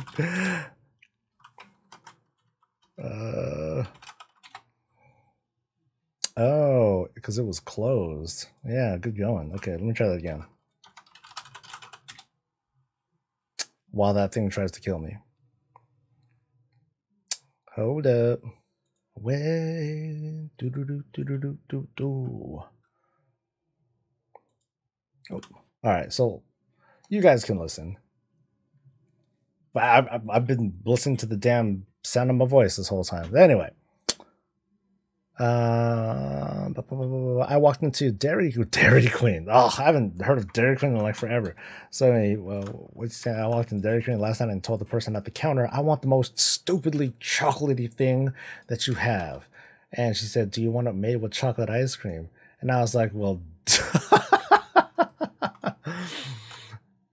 So here you go. It's a banana. Oh, thanks. Banana. Okay. Um, but yeah, actually, I haven't checked. It's been a few minutes. Am I in the alpha? Nope. Yeah, I don't think there's been a big invite wave yet that was done. If there was, then I'll be pissed because shit, I missed out again. But yeah, I haven't seen any. As a Druid fan, says Mike, I would love to see an expansion on the Emerald Dream, but I don't think that will ever happen, sadly. I think it's just going to depend on whether or not we're going to see more development in there. Like it wasn't until recently that I kind of reread what the Emerald Dream is, which is, in case folks at home or on the toilet don't know, the Emerald Dream is supposed to be, it's like a set of blueprints for Azeroth. Like think of them as virtual blueprints that you tap into with your brain. You know, you go to sleep, you pop into the Emerald Dream, and you see all these different iterations of a possible Azeroth. So think of it like literally like world building in WoW, but you have like a sandbox. So if you zip yourself all the way over to, like, let's pretend Silvermoon City, one, you're not going to see the city, you're just going to see like the forest and all that. But if you zoom all the way, if you turn on your fly function and fly all the way up, you'll see that there's clipping, there's like certain things that are incomplete, there's like hills that are missing tops to them. That's basically that's probably the easiest way for me to describe what the Emerald Dream is. So having a whole expansion around it seems kind of weird. I could see it being a zone. I could see it acting like as a pseudo zone where it's like, hey, there's a problem in the dream. Let's go in and figure out what's up. And then you go into like this total trip, right? You go through this total trip of like, upside down Thunder Bluff or, Elwyn Forest, but instead of Elwyn Forest, it's all magma or something like that.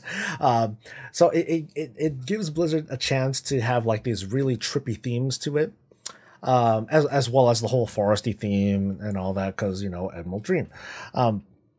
I think it'd be interesting, but to have an entire expansion around it, I'm not as sold around it, because how much stuff can you do? How much story can you cram into the Emerald Dream? Can you have an entire story around it?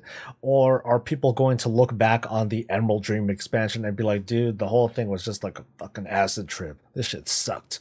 Dude, it was an acid trip, man. It was awesome. So it can go either way. No, they save alpha for the important people. You know what? That's not even trolling, Crab. I think it's true. So anyway, it's pretty much the same. He says they're a hit or miss for me, but I seek them out once or twice a week on a binge. What is a hit or miss? I'm not sure.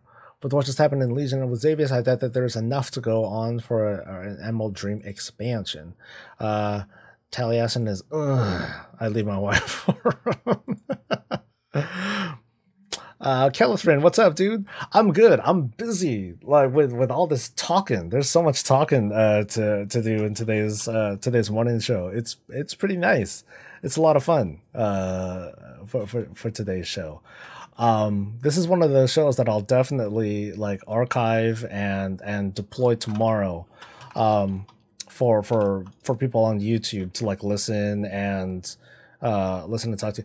I guess that'll be the thing, like, because I have all my streams archived, but I haven't been pushing them to YouTube because for the most part, like, not all the time do I have a lot of engaging conversation, or sometimes it'll be, okay, they're all fun, but I really want to like put a title on some of these on some of these stream archives that I have to give people a reason to be like, hey, let's give this one a listen.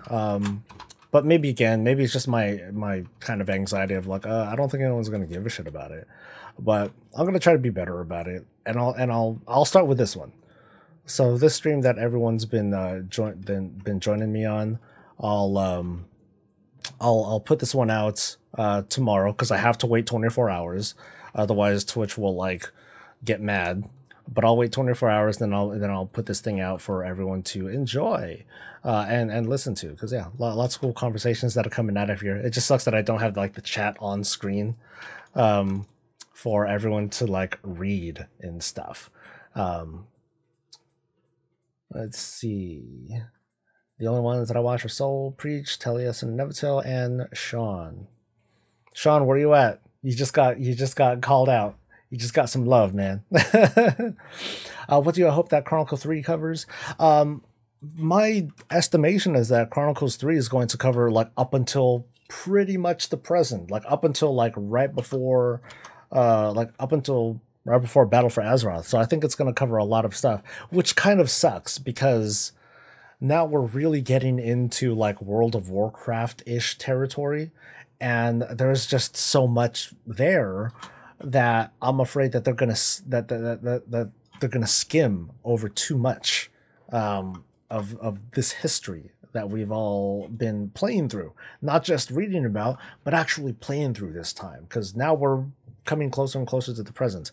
I'd really like to see some more of the explanations around certain things, and like the tying in of all this stuff, like the Twilight cultists and the Infinite Dragonflight. You know, those are things that I'd love to get more about, but we haven't quite seen enough of.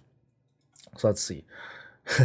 The stream today is sponsored by Roscoe's. Come try our famous chicken and waffles. Roscoe's Chicken and Waffles, brought to you by Tribe Gaming. Thanks a lot, dude.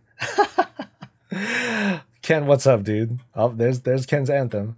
So Emerald Dreamway is like the perfect Azeroth. It's weird because like if you think from like a computer sense, or if you the Emerald Dream kind of breaks the fourth wall almost, kind of, sort of, because you think of it as it's a test bed.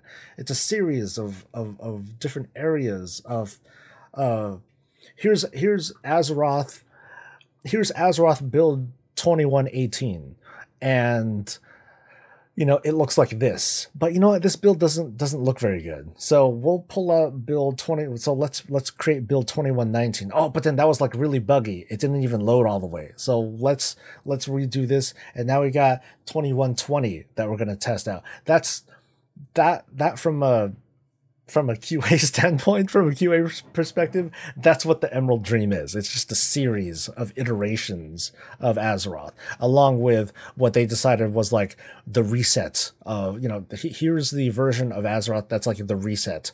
And so if they re-originate Azeroth, it's going to look just like this all over again. That's pretty much what all that stuff is. My friend described it as the perfect version of Azeroth when you read them on Val Shral. Yeah, it is. But there are also multiple versions that are like under this perfect layer. Yeah, if we do a transmog run and call that a good show too, only because you want some damn transmog. I mean, I'd love to too, but then when it comes to the totem pole of things that I like to do during the stream, talking about stuff and discussing things openly with all of you is like, that's probably number one. You know, actually, no, number one would be like if Taylor Swift visited the channel, I'd be like, oh my God, Saul, I heard about you talking about me so much, and I love you. I love your stuff. That would be like, oh my God, my dream's fulfilled, and I'll press the retirement button. I'm done. This is so OP, it hurts. Oh, well, actually, let me read that. So Callum has been leveling a priest recently. Thought he would try getting a healing perspective for a change. It feels hella strong from a leveling standpoint, dude.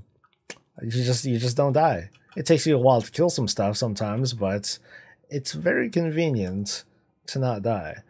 And now Mike's hungry, knowing the Midwest doesn't have Roscoe's either. Oh, hey, don't be hey.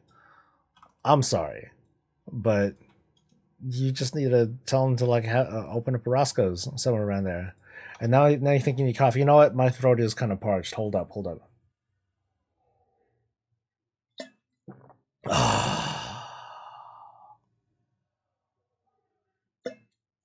All right. Oh, but you have White Castle. Okay.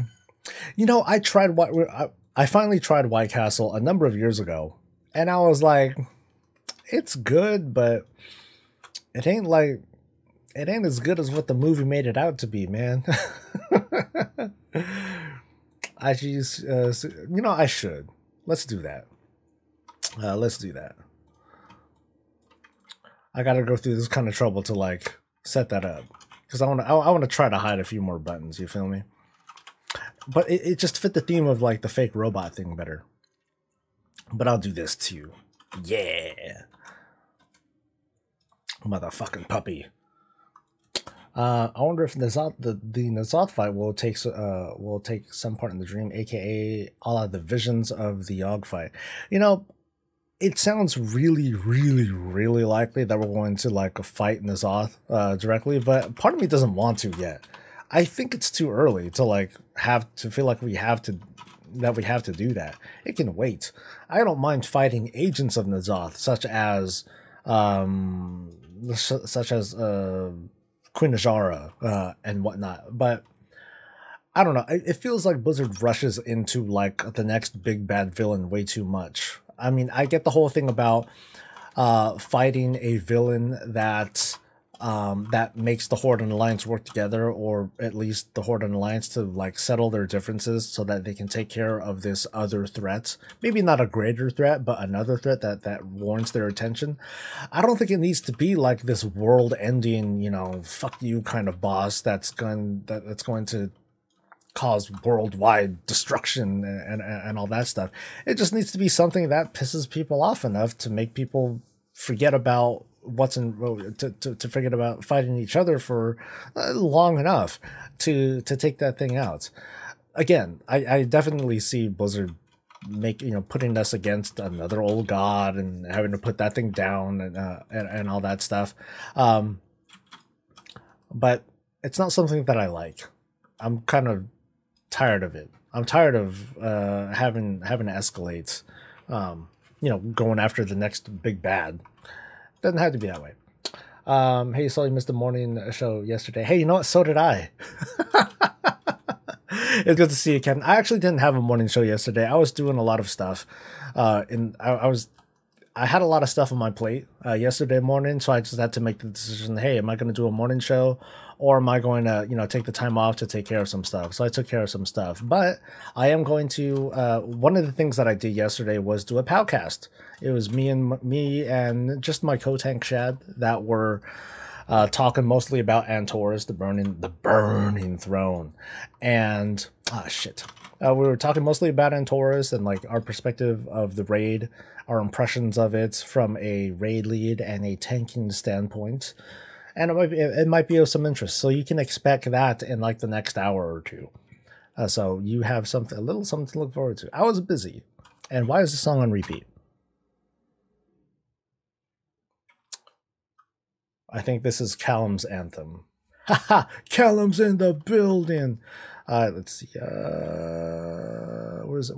Okay, there we go. More High Mountain Torn stuff. Let's clear this stuff out.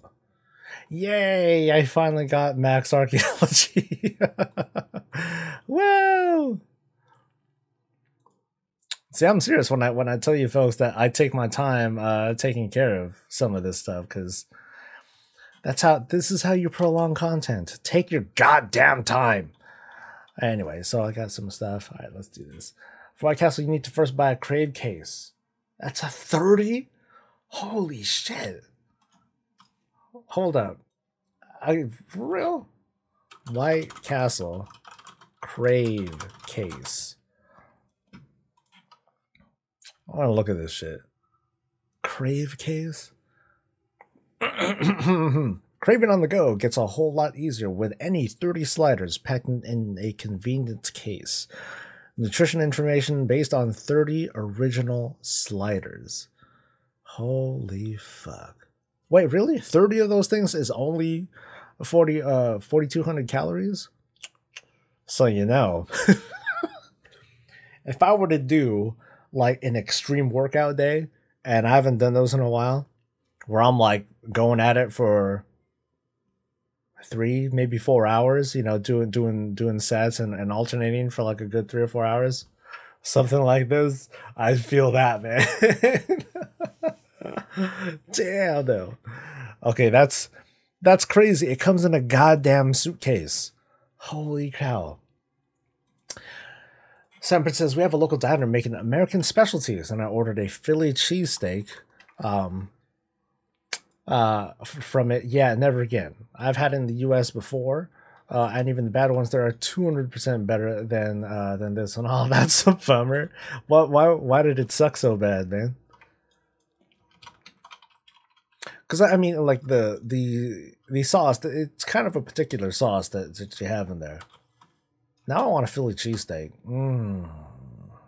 That sounds good. But I do have steak thawing right now, so I have another. Yeah, I had steak yesterday. I'm gonna have steak again. I'm being pretty bad, but it's steak. Can't go. You can't be wrong about it. Damn, tribe. Get over it. Walking Dead is back this Sunday. Wife and I are super happy, as well as happy as my wife is until Soul puts out a Bob t-shirt. That stuff takes time.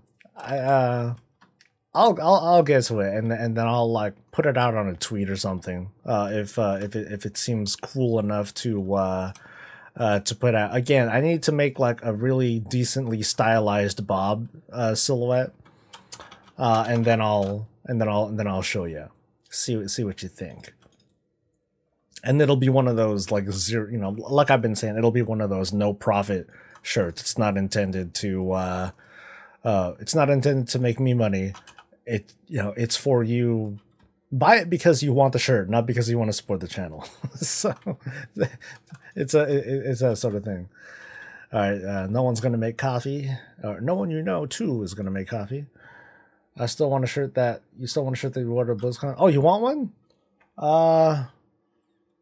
I can print one for you. Yeah, we'll I can do that. Because I've worn it a number of times and I've washed it a number of times and it's still like staying together so far.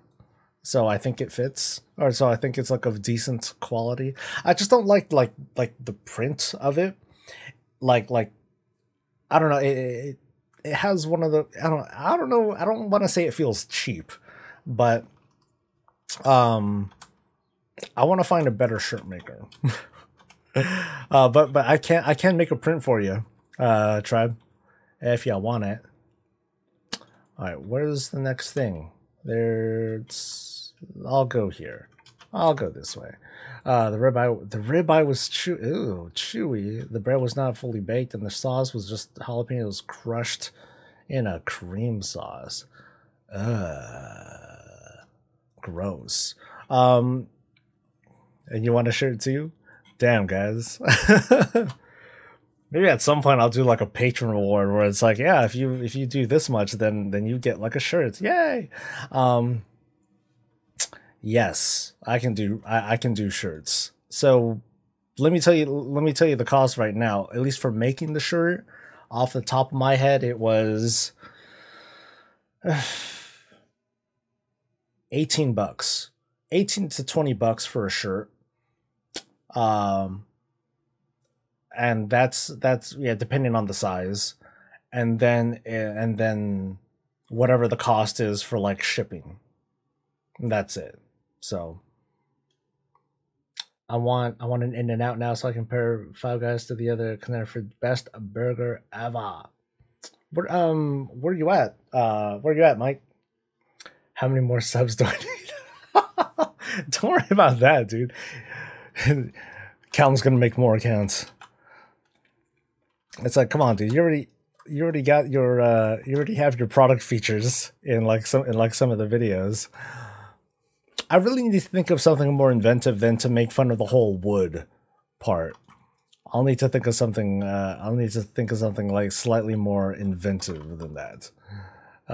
Minnesota. All right. Oh, so there. Okay, yeah. In-N-Out is still a very West Coast sort of thing. See, it's crazy. Like there's a place in town nearby where there's a Five Guys, and yeah, there's a Five Guys, and then right next to it is, I believe, a dentist. No. Right next to the Five Guys is a Krispy Kreme donuts, and then right next to that is a dentist, which I think is hilarious. But oh, it's a dangerous place. One of the last times I was there, I got myself 2 glazed donuts, and then I went over to Five Guys, got a burger, replaced the buns with the donuts, and ate it. Oh, that was so good. Savory donut stuff.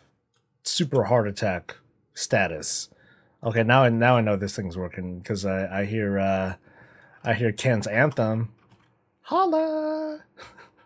Oh yeah, I know. Yeah, I'm telling them about the shipping too, because I know Callum is international, so I gotta factor in the shipping cost too. So for folks that are interested, yeah, I'll double check the quote with my t-shirt person lady, and then I'll just double check shipping, and I'll give you a quote, and then we'll just take it from there. From there, just give me a color, and like that's it. Free shirt for an alpha invite. Oh man, I don't know how much trouble I would get if I were to say that out loud. It's like, yeah, if I get in first one to give me an alpha invite gets a shirt or some shit like that.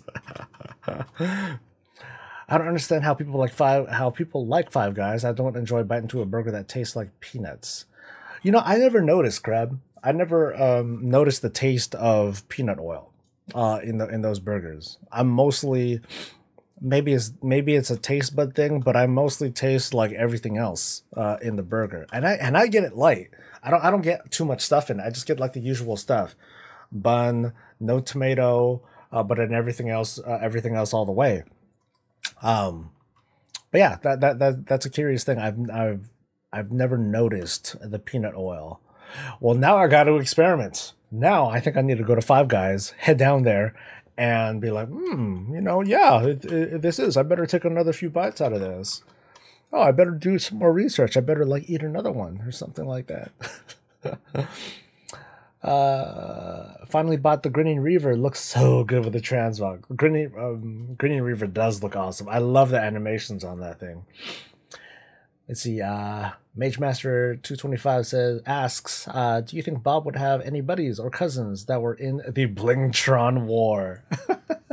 Well, if you guys haven't noticed, if you guys watched every single video that I've ever done, and I've watched all of them, there are multiple Clockwork Gnomes that I work with. I mean, there's Bob that you know. Well, there was one skit where you see all of them that I've made up. There's Bob, who you guys know.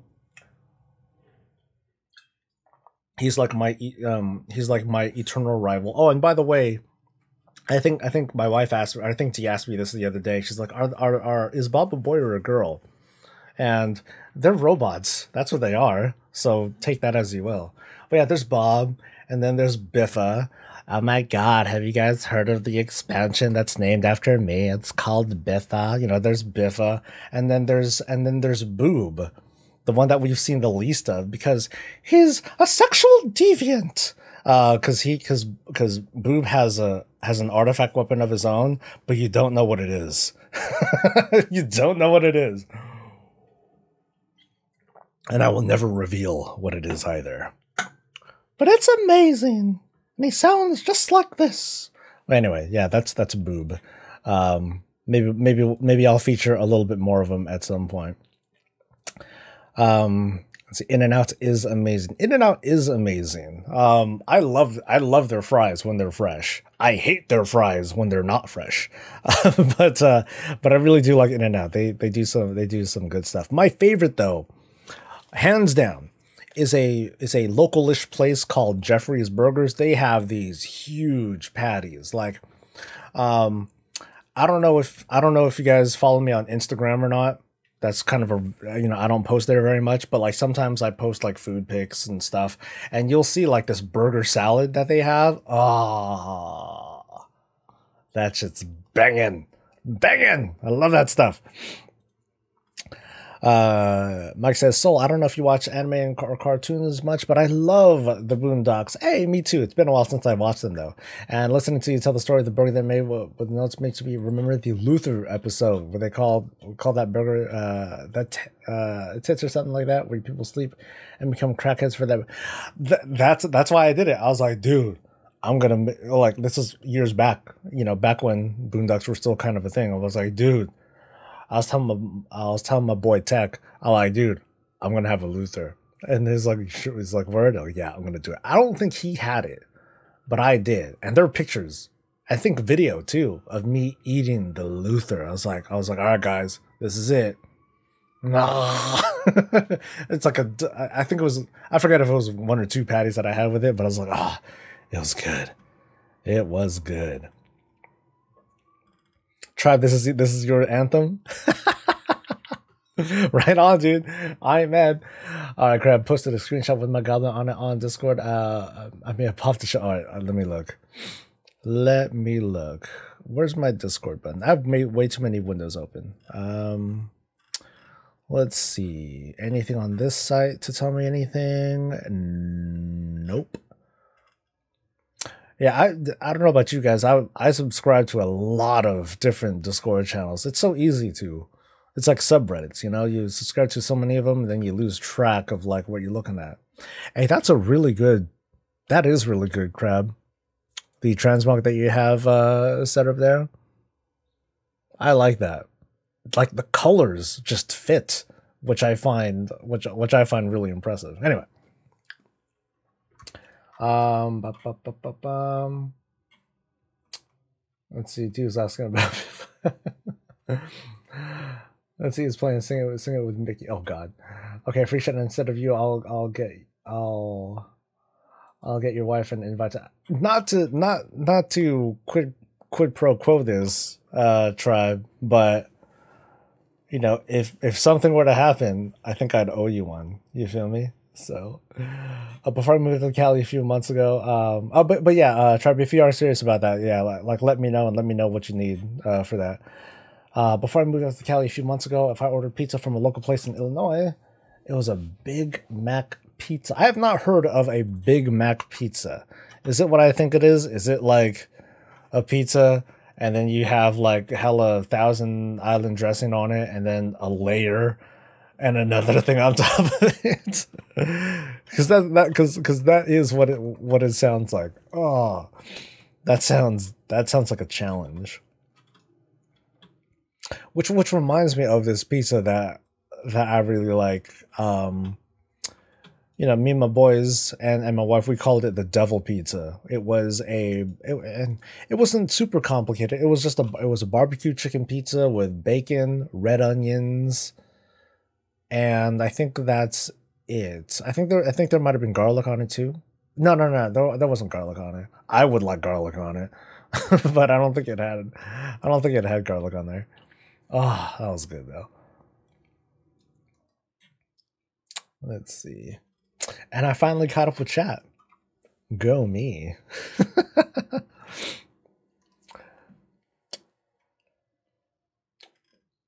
Alright, so whose theme song is this? Is it, looks like Semper maybe?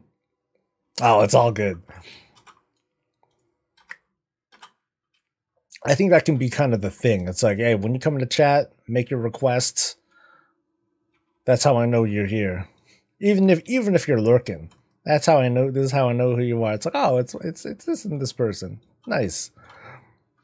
I mean, I definitely remember Ken's anthem and Callum's anthem.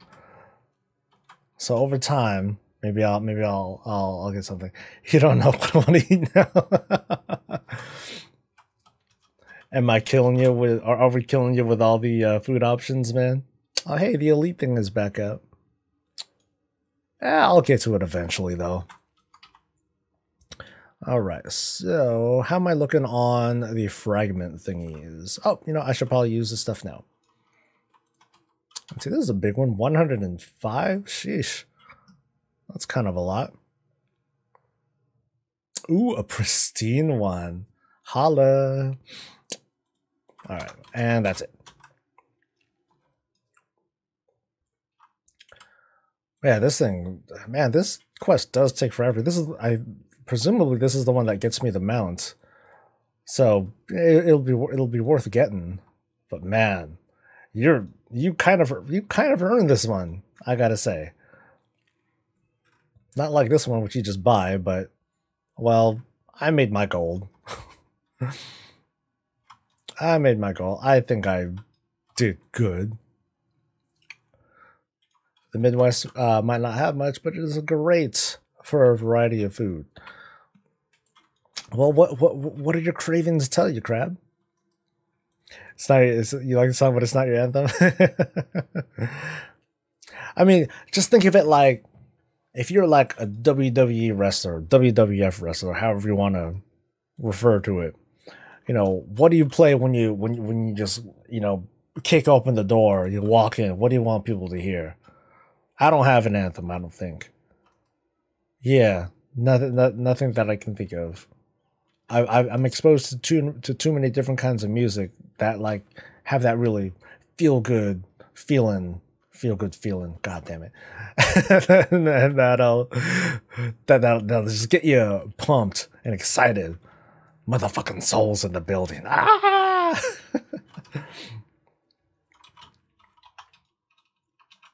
Spirit Retro is so pretty.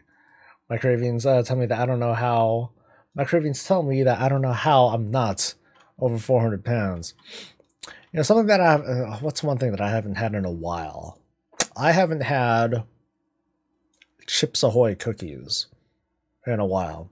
That was one of my cravings, like way back in the day. Well, okay, maybe not that far back in the day. Back in my 20s, I was like, you know what? Fuck it, I'm gonna have a big old box of Chips Ahoy, and I'm gonna eat it for like lunch. Oh, those days.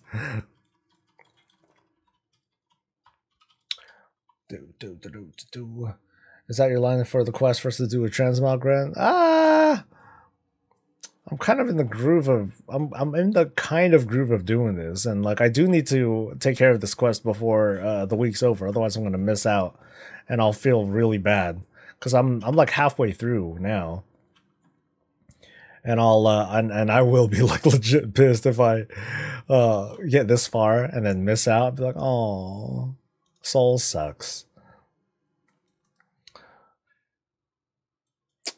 Music. Crab says, I listen to Europe, some Chicago, Kansas, Journey. Sometimes I'm even in the mood for Alabama. Kind of, oh, okay, wow. Okay, I call Chinese and getting some egg rolls and some beef and broccoli. For some sesame chicken for the missus. Up in this. Back in this, some bitch. I can't do a Bernie Mac impression at all, so, oh well. No regrets. Oh, wow. This is back again? All right. Fair enough.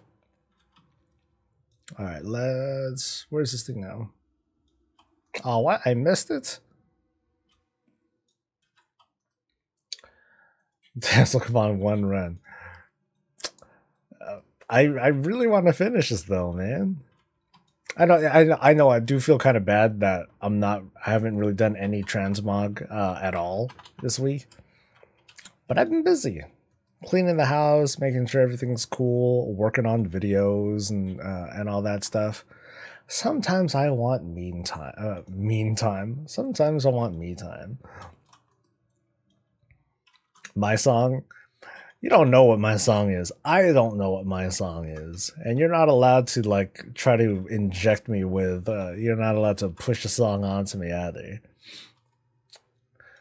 Don't make me look up like old anime music and be like, yeah, this is my song. Take that. Ah!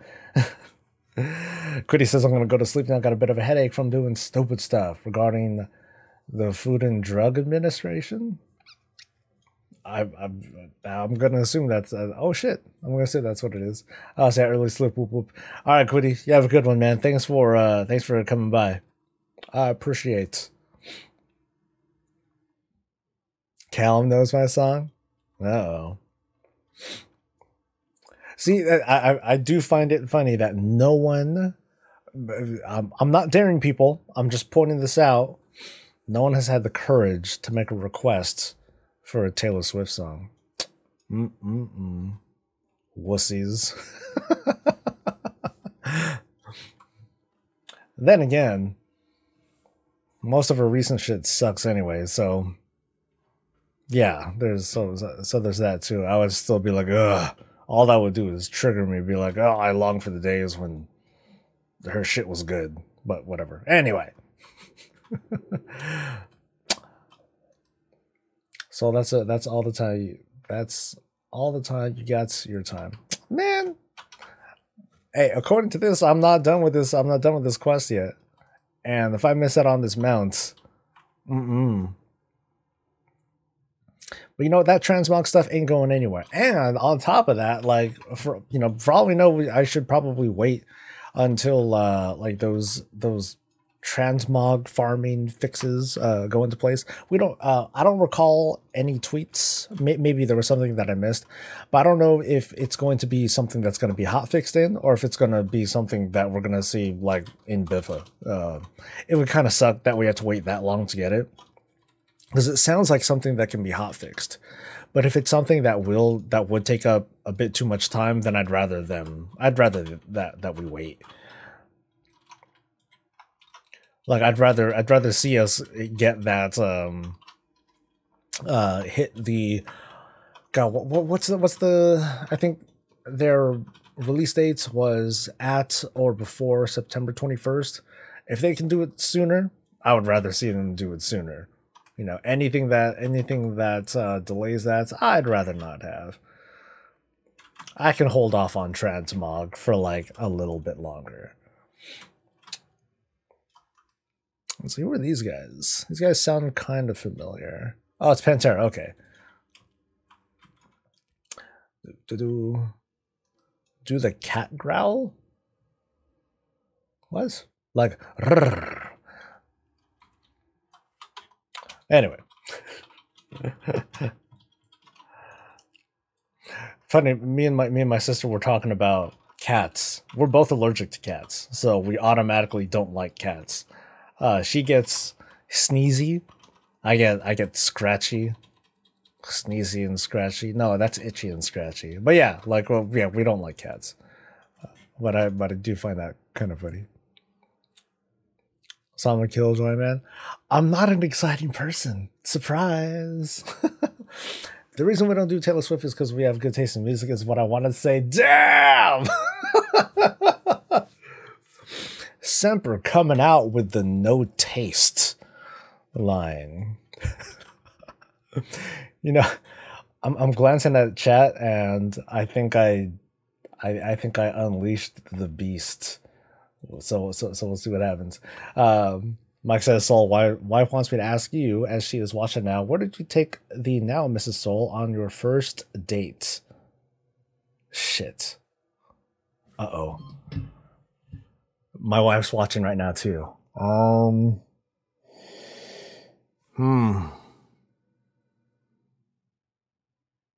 Damn.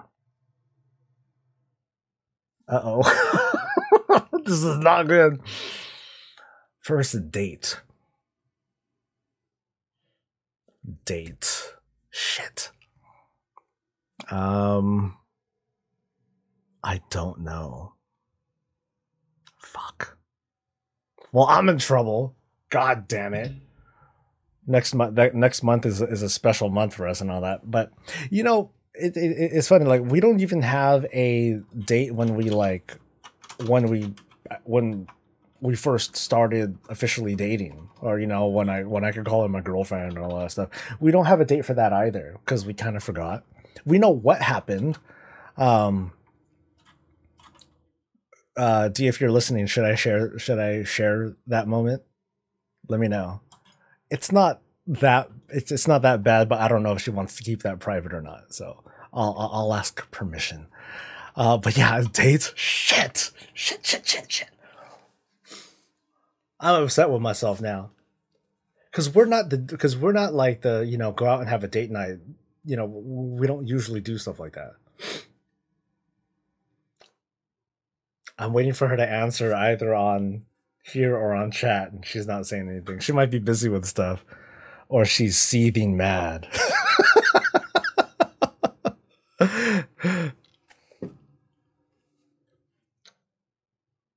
She says yes. Okay, that's a yes for sure. So we started officially dating. Like she was staying over at my place every now and then while like this is during a period, this is during Wrath of the Lich King days. During Wrath of the Lich King days, like the place I was living at, or you know, my living situation, I was living alone. But my boys Tech and 10, they stayed with me, and it was a gamer house. We just played games all day and did all that stuff. And and my wife, who, you know, she would come over every now and then, and we were like seeing each other and stuff, but we weren't like official or anything. And it wasn't until there was a time where she was like, "Hey, you know, I'm hungry, I want to eat." I'm like, "Okay, cool." But I just kept playing WoW. I just kept playing and playing and playing. And then at one point she got kind of upset. And I wasn't sure why. I was like, "Oh, what's going on? You know, what's up?" So I go into another room with her. I'm like, "Hey, well, what's going on?" And she was upset. She was upset because at first she wouldn't say anything, but then eventually she let it out. She's like, "Well, I wanted you. You know, I was hungry, and you said we were gonna eat, and then I was waiting, and then, you know, basically I neglected her, right? Because I suck." And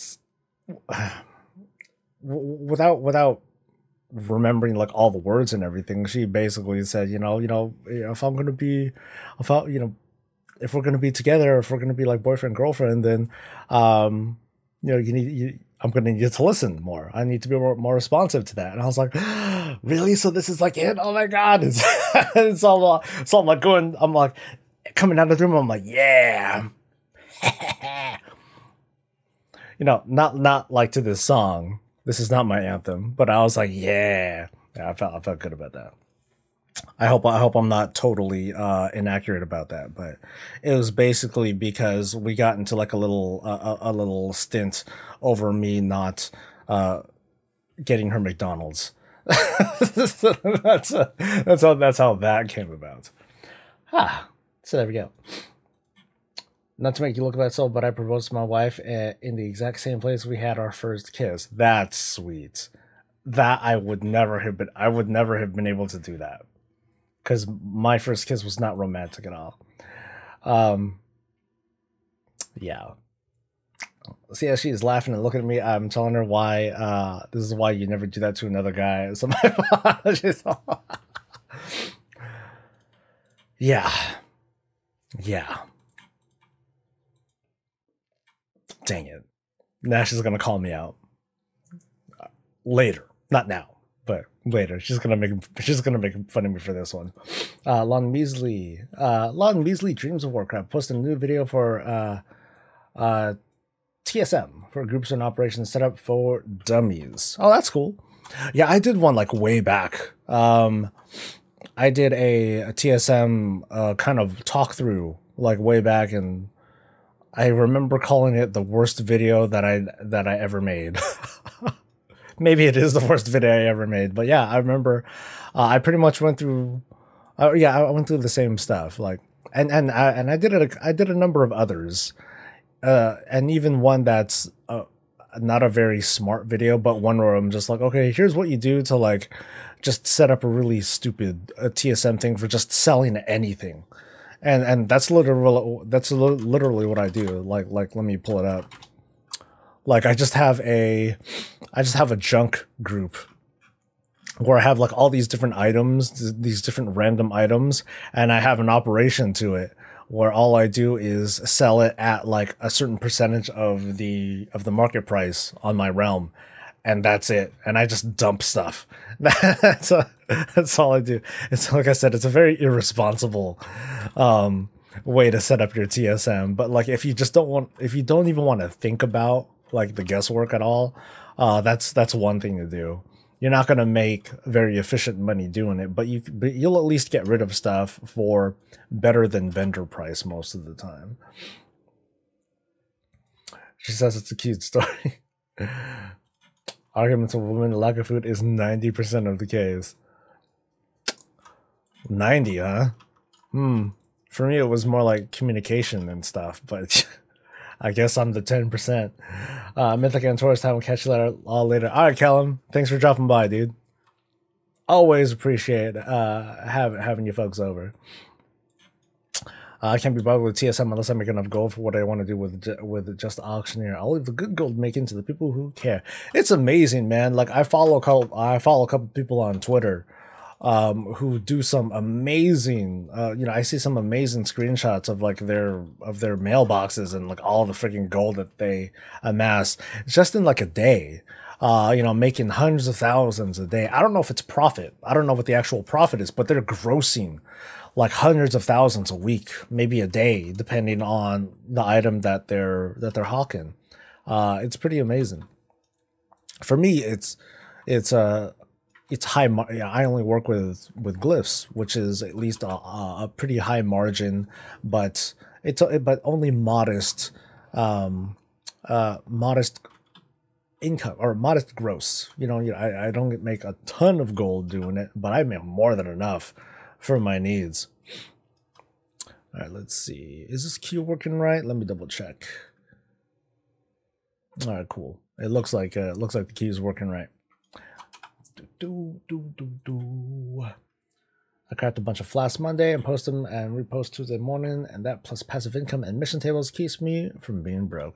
It's hard to be broke, even with like these even with those mission nerfs for the increased mission cost for doing some of those missions. It doesn't seem like a big deal at all. Like, yeah, oh no, you got to play the game a little bit more, but that only affects like big alt armies. For like the individual who just wants to know that their character is like more than self-sufficient, like they're fine. I don't see any issue for them at all. They interrupted me, you motherfucker. All right, die. Oh, I hit the of course, stupid shield. God. Yeah, I'm actually still trying to get rid of some of the excess materials that I have. Like I have a lot of I have a lot of roseate pigment, and since I'm still not in the alpha yet, I still don't know like what other kinds of what other inscription changes are coming. Because my biggest concern in every expansion is, are the inks that I have still going to be relevant, or are they just going to turn into gray items and I'll be pissed? Because I still have like almost 100,000 ink just waiting to be used, and I'd like to use them. I really don't want to think that they've all gone to waste. I'd be pretty sad if that were the case. You don't think you're going to use another mount for a very long time? You love that Grinning Reaver, huh? Like I said, it's a really cool looking mount. All right, I got another thing to use. Come on, big money. Nope, not big money. Something good. Woo. Nope. Well, at least I got a third thing to use, at least. All right. What's next? It's been awesome, Soul, but I need to get ready for work. But thank you for the live stream. I had a blast, and I'll be looking to see more later on. Until then, take care. Have a great day, and be safe. And before I forget, for the Horde. Thanks a lot, dude. Hey, thanks for dropping by. It's always good to see.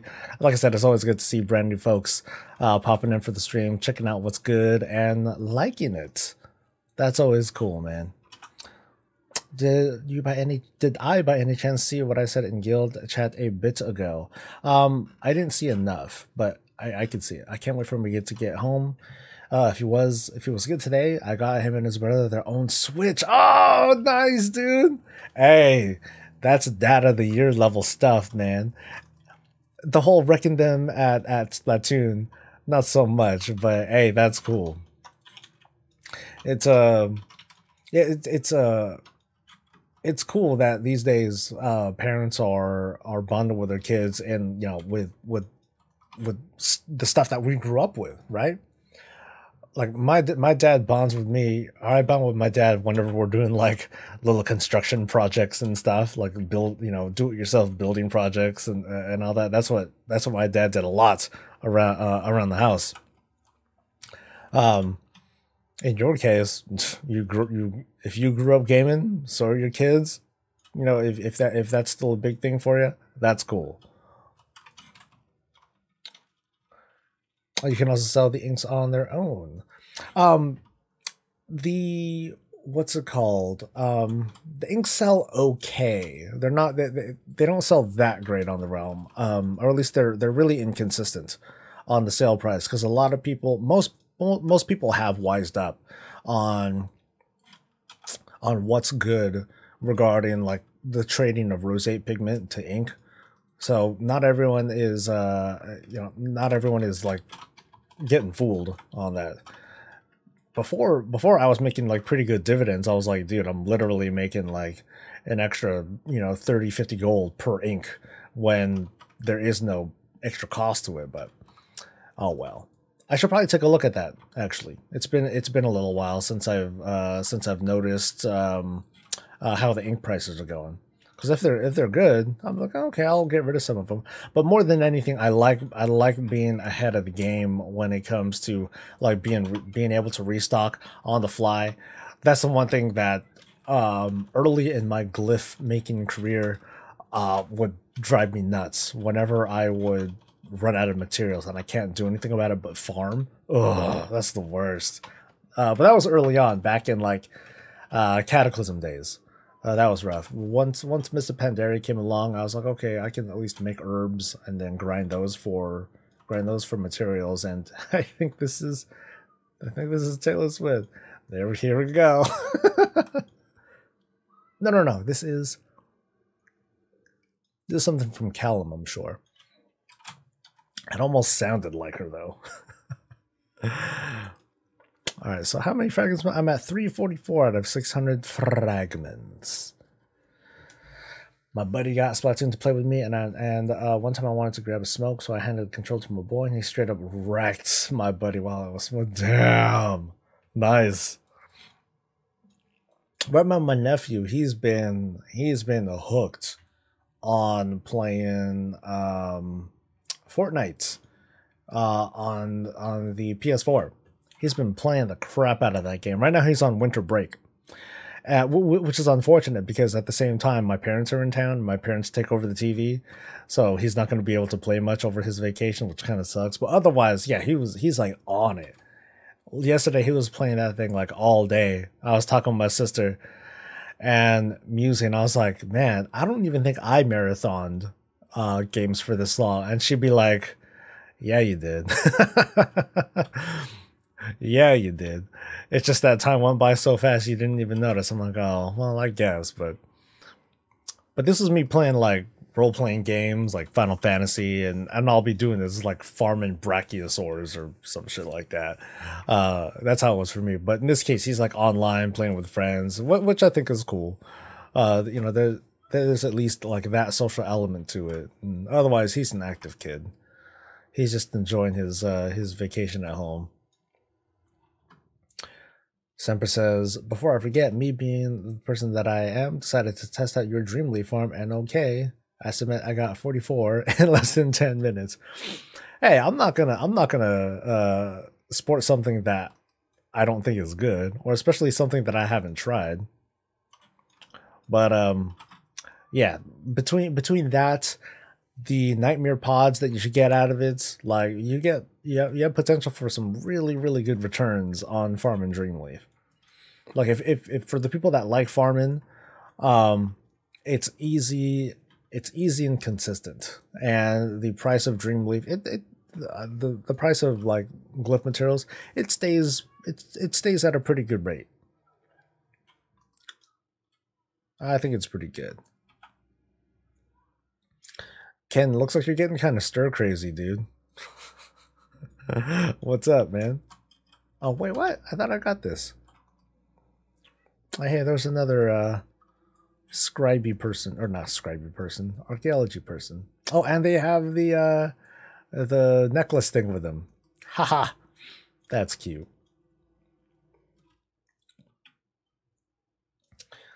Growing up, most of my best friends were random people I met playing D2. Yeah, I never really played D2 online very much at all. Like for me it was like boring to play. For me, it was boring to play online because you run into like the super strong Burazons and overpowered folks, and they're just like trucking stuff, and I'm just doing my best to catch up. I found more excitement just either playing with my wife or playing with like really close friends, like maybe one person. But more than anything, I would be playing by myself and just play with a necromancer and just watch like the legion of skeletons just truck entire rooms and stuff. To me, I got more kick out of that. But then once you got to hell mode, then it became that particular build became less fun, and I didn't really enjoy myself as much. So I just kind of stuck to like Nightmare and hung out there. One of your friends got an account stolen, never heard from him again. Ouch. That sucks, dude. I think what sucks is that the accounts eventually get deleted. That part is kind of a bummer.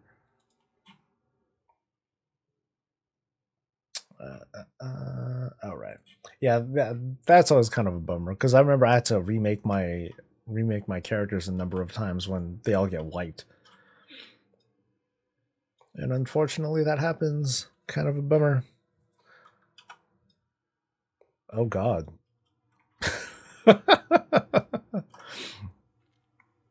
I didn't make the requests, but I don't mind at all. Anyway. Cool, I'm once again caught up with chats. Okay, what are those emotes? Broke back and wet face. That's like a competition for like the silliest face. I don't know if I want to put my mug on a sub emote, which I still need to submit. Damn it. I'll get to it at some point. Maybe if I get partnered at some point, then I'll definitely get off my ass and take care of that stuff. All right. Oh, that gold one showed up again. Okay, it's kind of a pain to like get all the way there, and especially fighting off the elites. They're a little inconvenient. Not something I want to deal with. A scaly master could solo hell naked if you were patient. I did a few times when bored and my sister was taking up the phone. Well, that I didn't want to... That... the feeling of that, like, I didn't really want to just sit there for that long either, but I really like the feeling of skeletons like going in, busting down doors, and all just charging in along with like the golem and all the revives and the mages and stuff. Like that felt cool. But just like the whole like sitting there and just having to like decreepify and keep having to reapply and otherwise just make sure that I'm hiding behind the skeletons. That part was less engaging for me. That, and I couldn't do it naked. I would need to like at least have like a lot of I would expect for a lot of stamina and just enough strength to like wear the armor that I want to wear, and that's about it. Oh, what? This thing? There we go. Yay! Oh, yeah. I mean, it's all about managing, making sure that, depending on the build, you would want to do the Iron Maiden thing or the Creepify or, both, and all that. All that stuff was necessary, but then, like, the sitting there for too long, it was too long for me. I could only hold my attention for so long with just the watching of stuff. All right, let's see. Come on. Before 110, you got a skeleton for every skill point. I don't remember too well anymore. Yeah, I don't remember it too much anymore. I mean, and to be honest, I do like the new skeletons in Diablo 3 and how they work because they just feel cool. They get pretty crazy when you, depending on the build that you have and the way they're like just kind of bouncing from one thing to the next. That part I like too. I do miss having like the really big army though. That always felt like really cool to me. Now I want to play some Diablo 3. It's been a while though. Like pretty much ever since the season started. It was the season right after the Necromancer class came in. I didn't really care about him. I was like, or I didn't really care to play the game. I was like doing other stuff, and then I just totally fell off. It was just, well, over. And now they can't because they used to like people out. Well, I get that. That shit is hella annoying.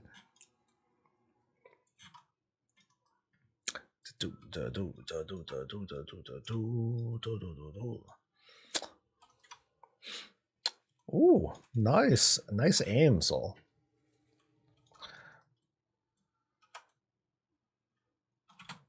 All right.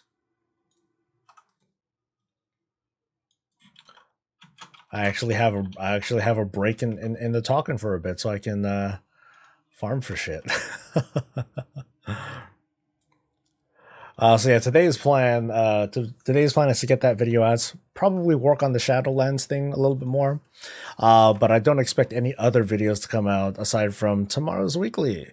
I might need to work on, no, I shouldn't need to work on like any animations for the intro. It's gonna be a pretty easy intro for me to do. And then of course talking about all the latest developments of the week, which isn't much.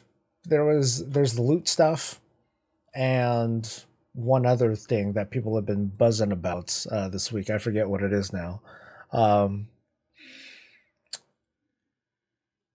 Actually, I noticed that there was no build this week either. At least not yet. I have a feeling that there were a number of weeks ago where I was like, oh, there's not a lot going on. And then all of a sudden, they deployed a build like Thursday night. I'm like, son of a bitch. Well, there goes my sleep for the night. And then I had to read up on a whole bunch of stuff. So there may still be hope, friends. I just gotta check up on the Discords and see, like, hey, there is in fact some news about a build dropping. Let's see, where are these things? Where are my dig sites? If they made D2 run at a proper frame rate, I would start playing all the time again, but it caps at 24 frames all the time. I actually didn't notice that. Maybe it's because like back then I didn't really like pay too much attention to frame rate and stuff. But that would probably be pretty jarring for me. I don't think I'd be able to handle that very well. Minarg, what's up, dude? What's good, man? Oh shit, oh shit, oh shit. I'm flying too close to the damn Horde Hall. Run! Hey, I made it. I actually got out. Nice. Anyway, Minarg, how's Mythic progression been for you guys? You know what, since I'm here, I think I'll do this Warden Tower. Get me some extra honors.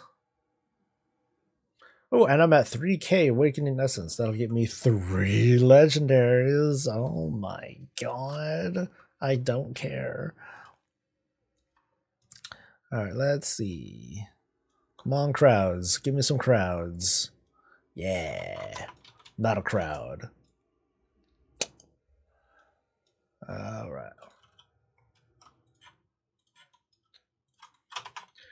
Not ready at the moment, but you did do. That's right. You took a break. My bad. But you did do 2 bosses,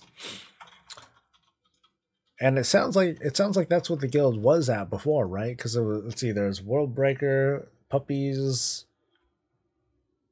What can you do after that? ENR. Oh no, it sounds like they progressed a little bit, so that's good.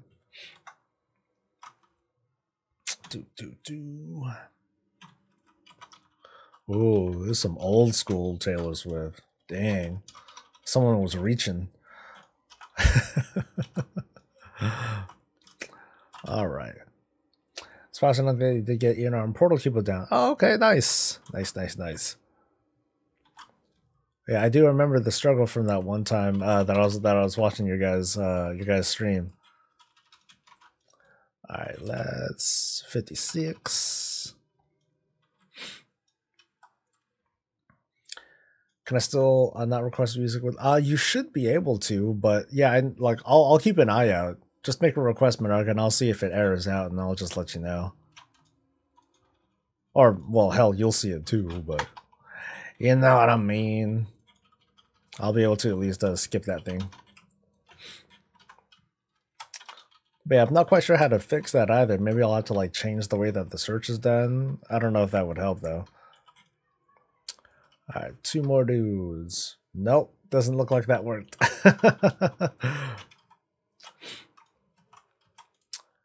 I'm really hoping my set had a better day today than yesterday. I went to play some Splatoon with him. He gets a sheet every day with how he was because of his IEP. What's the IEP? Help me out with that.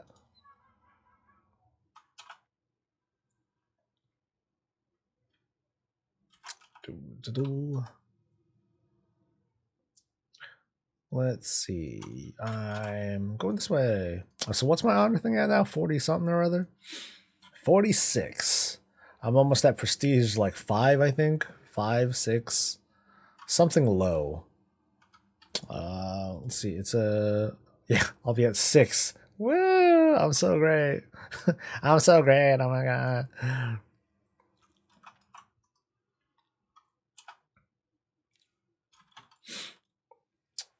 All right.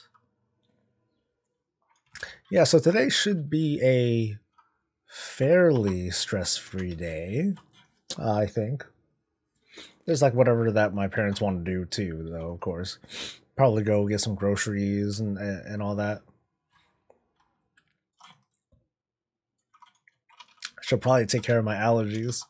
I have a feeling that this stuff is starting to kick in. Oh, wait, hold up. Let me at least get to a quiet spot. And at least I do have allergy meds. Go me. This weather's been weird, man. It's like it's cold, but like stuff is growing. It's like a really cold spring, kind of, sort of, pretty much.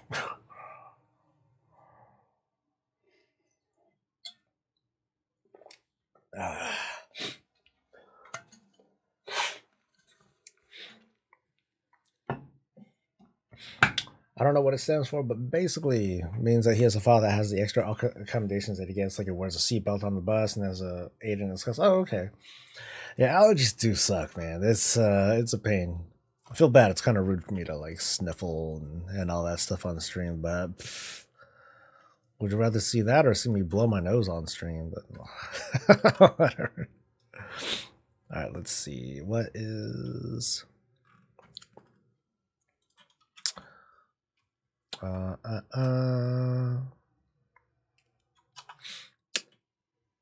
what is this?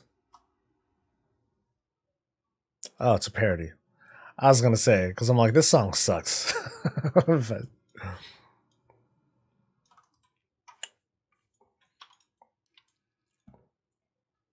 course, being allergic to comfortable places does nothing to help you relax. Wait, what comfortable places are you allergic to, Menard?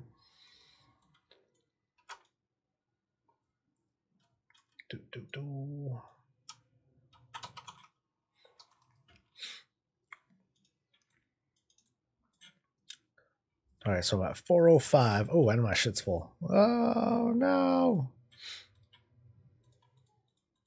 Wow, I didn't get any cool fragments yet. Come on, man.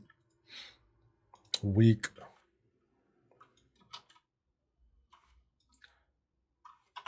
I love that look. Demons walking toward me. All of a sudden, shitload of spikes. Oh my god. Why?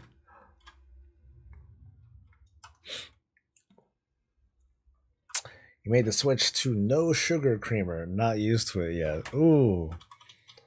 Yeah, if you're used to that shit, man, that can be brutal. Good luck, man. I'm too used to having my coffee black, thankfully. It's an acquired taste. Like whenever I'm at Starbucks. Well, so my tips for getting coffee at Starbucks, first tip is don't get coffee at Starbucks because you're spending money. You can get coffee cheaper, you know, just by brewing your own stuff. But if you're getting coffee at Starbucks, my suggestion always is to just get shots and then water it down at the condiment bar if you feel like it. I barely do. Like for me, it's like $2. Yeah, it's like $2 to get like two shots of espresso, and I put it on ice, and I put like a dollop, you know, just like a dollop of like half and half or whatever dairy you feel like putting in to kind of cut into the bite of the espresso shot, and like maybe put like some Splenda or sweetener, you know, if you want to put a sweetener in there, and like that's it. That's like $2. That saves me the hell of money. When you're like a coffee addict, and you know Starbucks tends to be your go-to if you're like drinking coffee out and not at home. That's my standard practice. That's the way to do it. And that's that thing. Stupid question, but maybe. But does anyone know the Fury Warrior Haste hard cap? Not me. Iron Enriff, what's up, dude? I consider starting my own content creation later this year. Any tips for a beginner? Wow, I got a long answer for you, but I'll start with, what do you want to do as a content creator? What would you like to share with everyone? You know, I guess the tip would be, do something that you are very passionate with, that you're very passionate about. If you're just looking to do something for the clicks and just to make money, I don't have tips for you because I don't know how to do that. I don't know how to do that. Because my story is, there are things that I want to say, that I want to express, and I want to talk with people about it. That's like my thing. That's what I do. So that's what helped me get started. And then I just built on what worked and what didn't work. I guess some tips are like, don't be afraid to experiment. Don't be afraid to, you know, if you have a good idea, don't be afraid to try it, but don't be afraid to throw it in the dumpster if it doesn't pan out the way that you want it to. You know, don't push something just because you think it's going to work. You know, go with some of the reactions that you get from your audience. But at the same time, that's like a big focus too. You want to focus first on building your audience and promoting yourself with your very core values, because those first couple of subscribers, they might be with you the entire way through, as long as you don't change things up too much. And sometimes you want that. There are regulars that I see here on stream, so like these days, it's folks like Menard, Shadowfiend, Semper, folks that show up on the regular. You know, and this isn't even talking about like some patrons or anything. Those are the folks that help influence the channel, and also help to break you into a natural stride of, hey, this is how I talk to people. You know, these are the normal folks, and that helps to create the culture of what your channel or what your stream or whatnot is all about. Some people just want to put on a show. Some people want to put on a show, whether it is them like being entertaining for folks or starting drama. And again, I don't really have tips for that. But yeah, just start off with things that you're passionate about, and run with it. Let's see. Let me get caught up with chat. My coffee, says Crab, is the only drink that I have sugar in, and trying to change that. Have you tried like alternate sweeteners like Splenda and stevia? That I alternate between both and try them out. Like I like both. They work. Separate just use raid bots. For the haste thing. Okay. I don't like the aftertaste of Folgers or Maxwell, but I can't afford good coffee. You know, I guess it depends on how you want to approach it, Crab. Like one thing that I do, like I buy local coffee, so it's like organic stuff, and sometimes it gets expensive. It can be like $10 a pound, and I'll go through it like in like 2 weeks or so, something like that. But it's still kind of cheaper than Starbucks. Not as cheap as like Folgers, but um to me, like, it's just not worth it. Like getting like instant coffee and stuff like that. It just ain't worth it to me. I think spending just a little bit more to get those better brews, it really goes a long way. You don't have to get a coffee maker. I switch between either a French press or pour over, low tech, fairly easy to clean. Um, that's what I do. Um, with the French press, that gives you the freedom to brew things for a little bit longer. So you can use a little bit less coffee, and then just let it soak for a little bit longer. The coffee's going to be a little bit colder, but I let my stuff brew. Now, some people say, the directions are like, let it brew for like 2 minutes, and usually I let my stuff sit there for like half an hour or so at least. So sometimes it'll end up like mud, but I don't mind mud. That's something that I'm used to. I'm totally used to the taste of coffee. But I'm totally not used to the taste of bad coffee. Like, I know what bad coffee tastes like, and I'm like, oh, can't really handle that very well. Um, I would drink it black if it wasn't for the aftertaste. Yeah, like I would say experiment, Crab. Experiment, try out brewing your own stuff.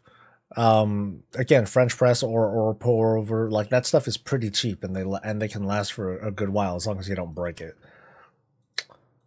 Put hot females in your thumbnails for the clicks, possibly some red circles, circling nothing in particular.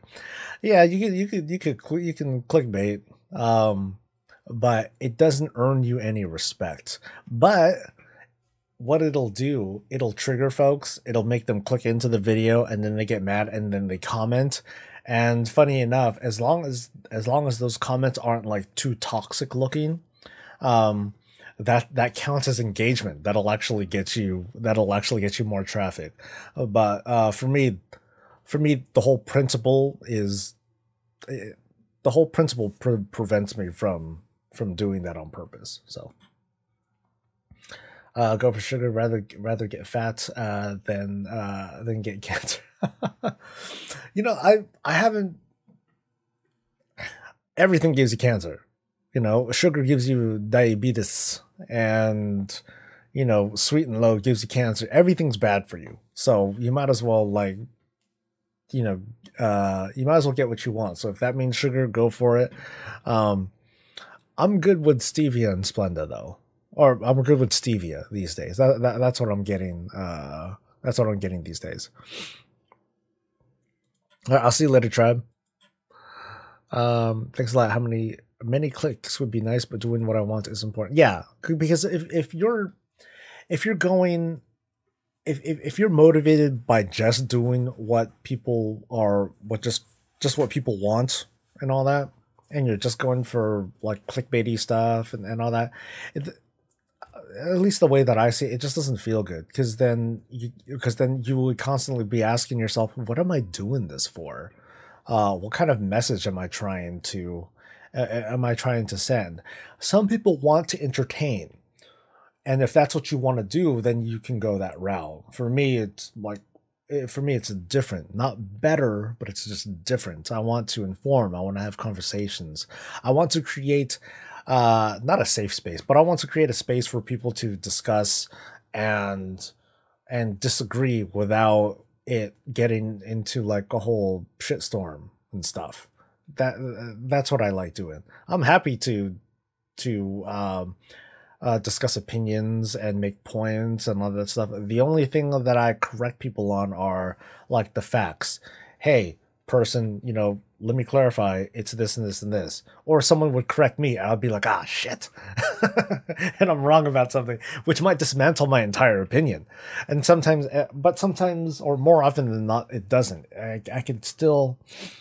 I could still afford the luxury of standing by my opinion, even if I don't have all the facts correct.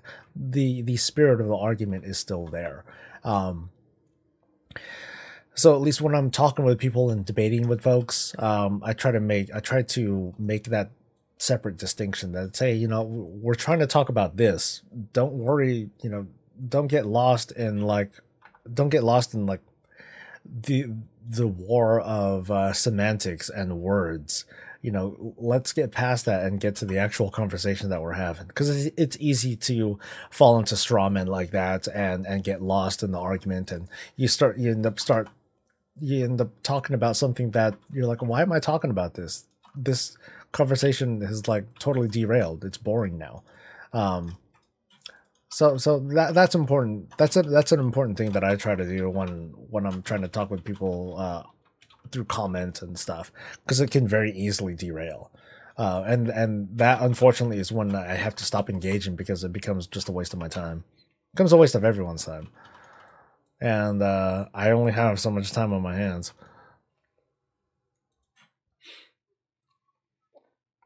Let's see. Ooh, shit, paychecks rolled in. One time my father-in-law poured me a cup of coffee and said, here's up, I made it strong. This dude handed me coffee flavored tea.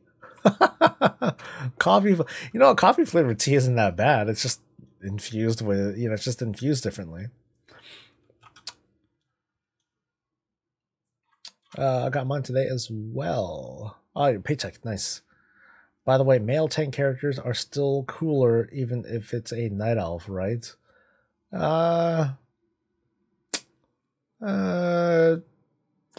know, it's what you want to play. You want to roll, you know, come on, it's a role-playing game, dude. You want to role play as a female tank? Fucking go ahead. I don't think the perception is any worse or better. But that's my perception. You know, some folks, they want to be a big, beefy, manly tank. Okay. You know, and if as a role player you think that women should, you know, cook in the kitchen, okay. That's role playing. There's nothing wrong with that.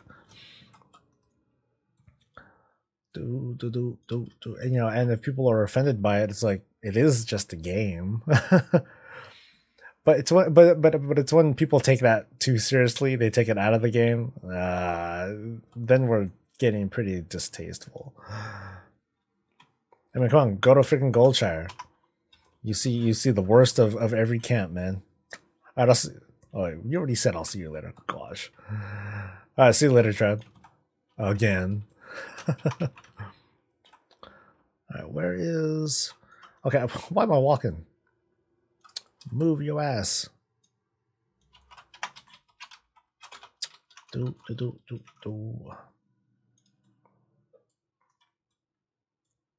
Yeah, give me that sweet. All right. I should probably check my fragments. And my inventory is full. Nice.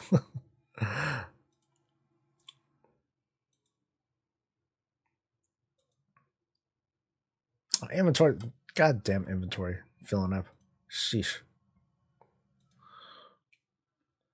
I did make a bunch of stuff though. Okay, more stuff than I thought. I think plate usually looks better on males, leather on either, but I don't really like the tank. You don't really like the tank meta on the. Oh, you're talking about demon hunters, okay. Helmeters do look better as a tank. That's true. I also got the coolest name lined up, but it only works for a male character. No, it wasn't. It wasn't T. It was just the weakest out. Ew. So I need you to justify me changing my demon hunter to a male character so I can use the name that I want. What's the name, dude? There's power in the name, and I acknowledge that. It looks like they vary their switch. So well, it looks like they vary their switch. So I'm gonna go hang out with the kiddo. Oh, it looks like they get their switch. Nice. Mean arg.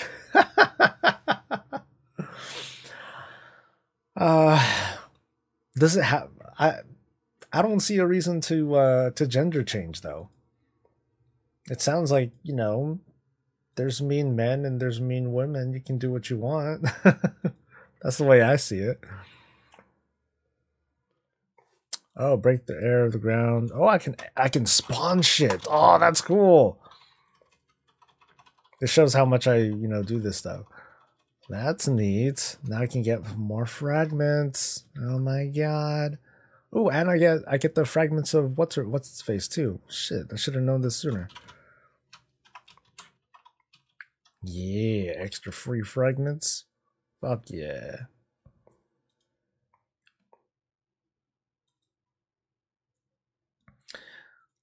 Yeah, this does get me a lot of AP tokens and stuff. Not bad. Not bad. Anyway, so let's build some stuff. Only one fragment, though. That's kind of weak.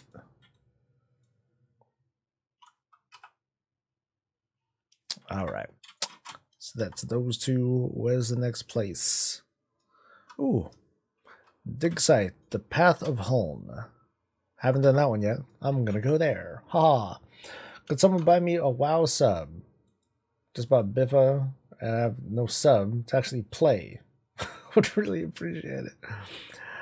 I'm not gonna do that, Pacey. I mean I am gonna yeah, I'm not gonna do that, but I'll just say like, hey, if you got the gold, man, I'd say use that, take the plunge and go for it. Does I could have swore that. Okay, I guess I'm wrong. I thought getting Biffa got you a 1 month sub, but I think I was thinking of the World of Warcraft Complete Edition that I read about. I think like last week. Yeah, last week anyway. But it's not RP enough. It's not RP enough with the female. I'm gonna do it anyway. Don't really spend any money anyway. I would say like you know, it depends more if you play the part too.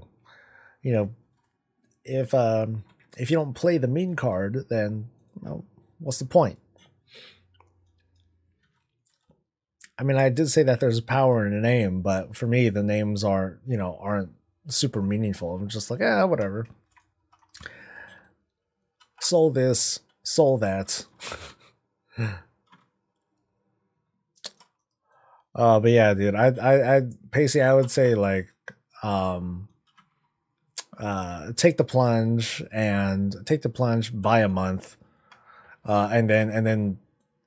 but or even before that, like try to make a plan. Like if you want to play WoW, and not pay any money for it, you know, you'd rather have someone else's like efforts pay for WoW for you, then I would say like develop a plan for yourself, like an easy regimen that'll make you like just enough gold to get yourself a sub. Doing things like even doing small things like prepping your order hall and all that kind of stuff goes a really long way towards paying for your subscription with gold. Otherwise, I ain't a charity. to you know, to be perfectly honest, I do giveaways and all that, but I don't just give it away for nothing.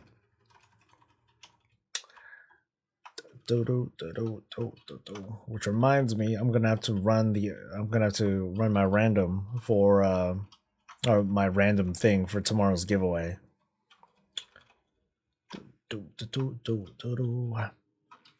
And I did a much better job of doing this giveaway. And don't sneeze, soul, don't sneeze. Oh, I really want to sneeze. I'm gonna be strong. Oh, I hate this. Oh, really? I hit that freaking end. God dang it. Goodness.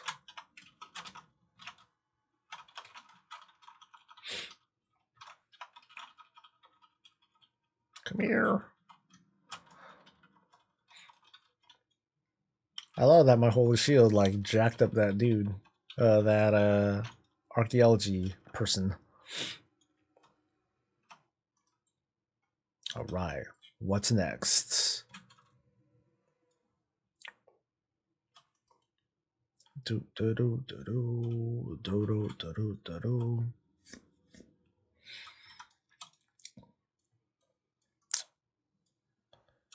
All right.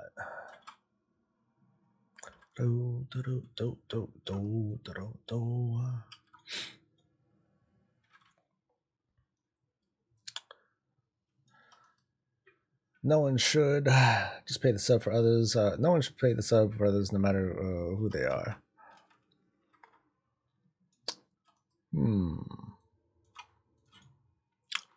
I gotta say though, like Blizzard was on the money with thinking of this whole WoW token thing though. Like they're coming out making $5. I mean, $5 is small potatoes for you know, in the grand scheme of things, but man, there's a lot of tokens that circulate, man. Like they're coming out. Okay, freaking this thing. But I do like that it gives like this instant access to the WoW economy, where before some people felt it was like just way too daunting, or they had to go through like the gray market in order to start participating. You know, this gives people a legit way to enter and start striking out on their own. Because I mean, being in the WoW economy isn't just about buying a token and selling it for gold and paying for runs and stuff. Sometimes it's about being able to be on the other side, being able to be the one that gets paid to do these things.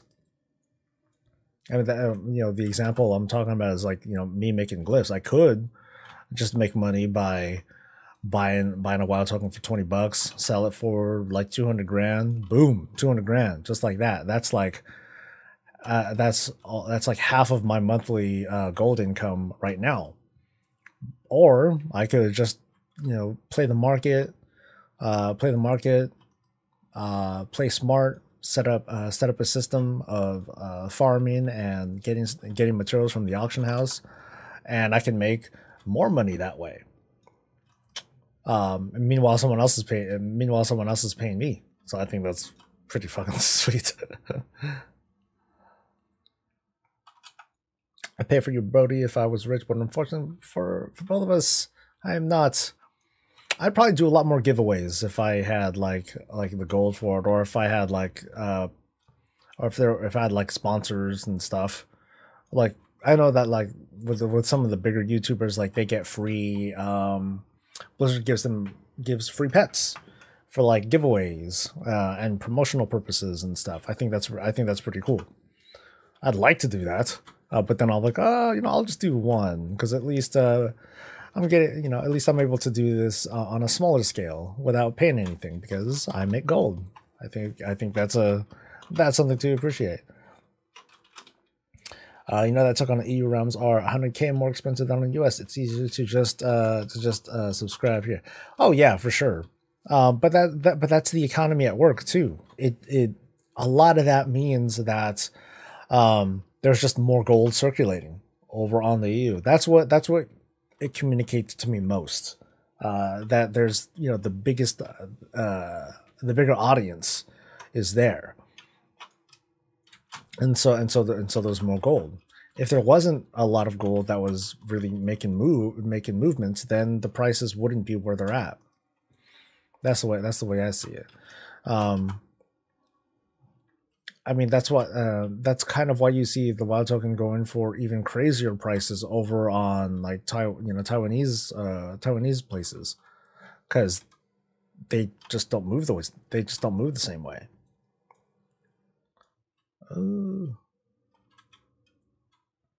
Okay, I was there and then I like lost it. What the hell? Oh, I was like going the totally wrong way. Smooth. And now I'm like going the wrong way again. Wow. Okay, that took a while. Ba-ba-dum.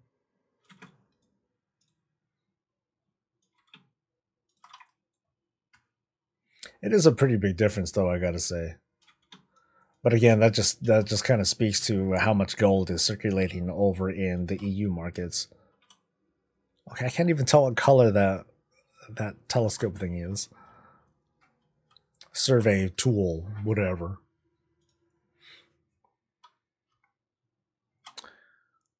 All right. All right, doing this for every thing that I complete is much more efficient. Ooh, 30 out of 30. Nice. Perfect. Perfect 0. The OCD in me is pleased.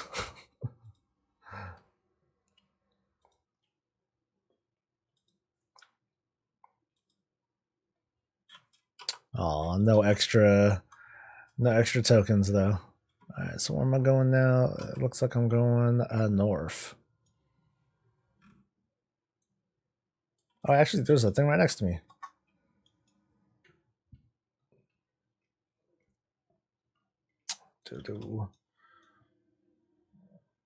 Let's see. Minark says, "Man, the Demon Hunter male Night Elf forms look like shit." I don't even think I have horns on mine. Like all my characters, you know, where possible, look just like my main. They just dress differently. That's literally it.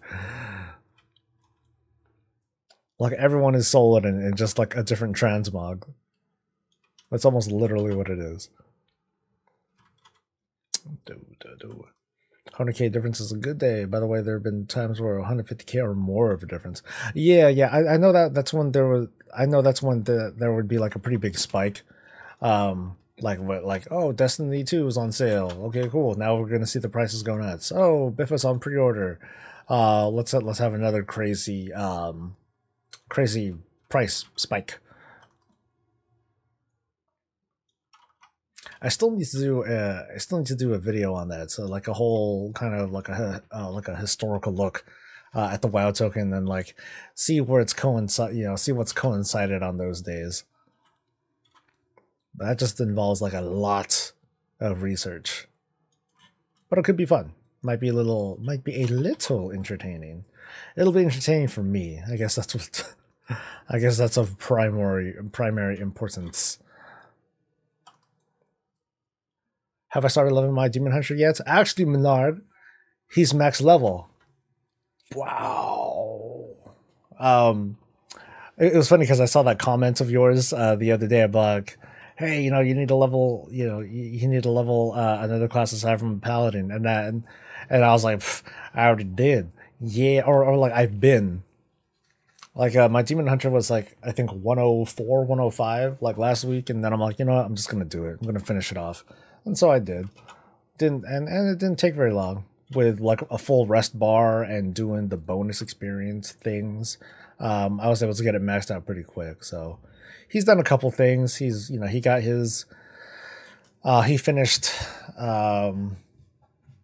what's it called?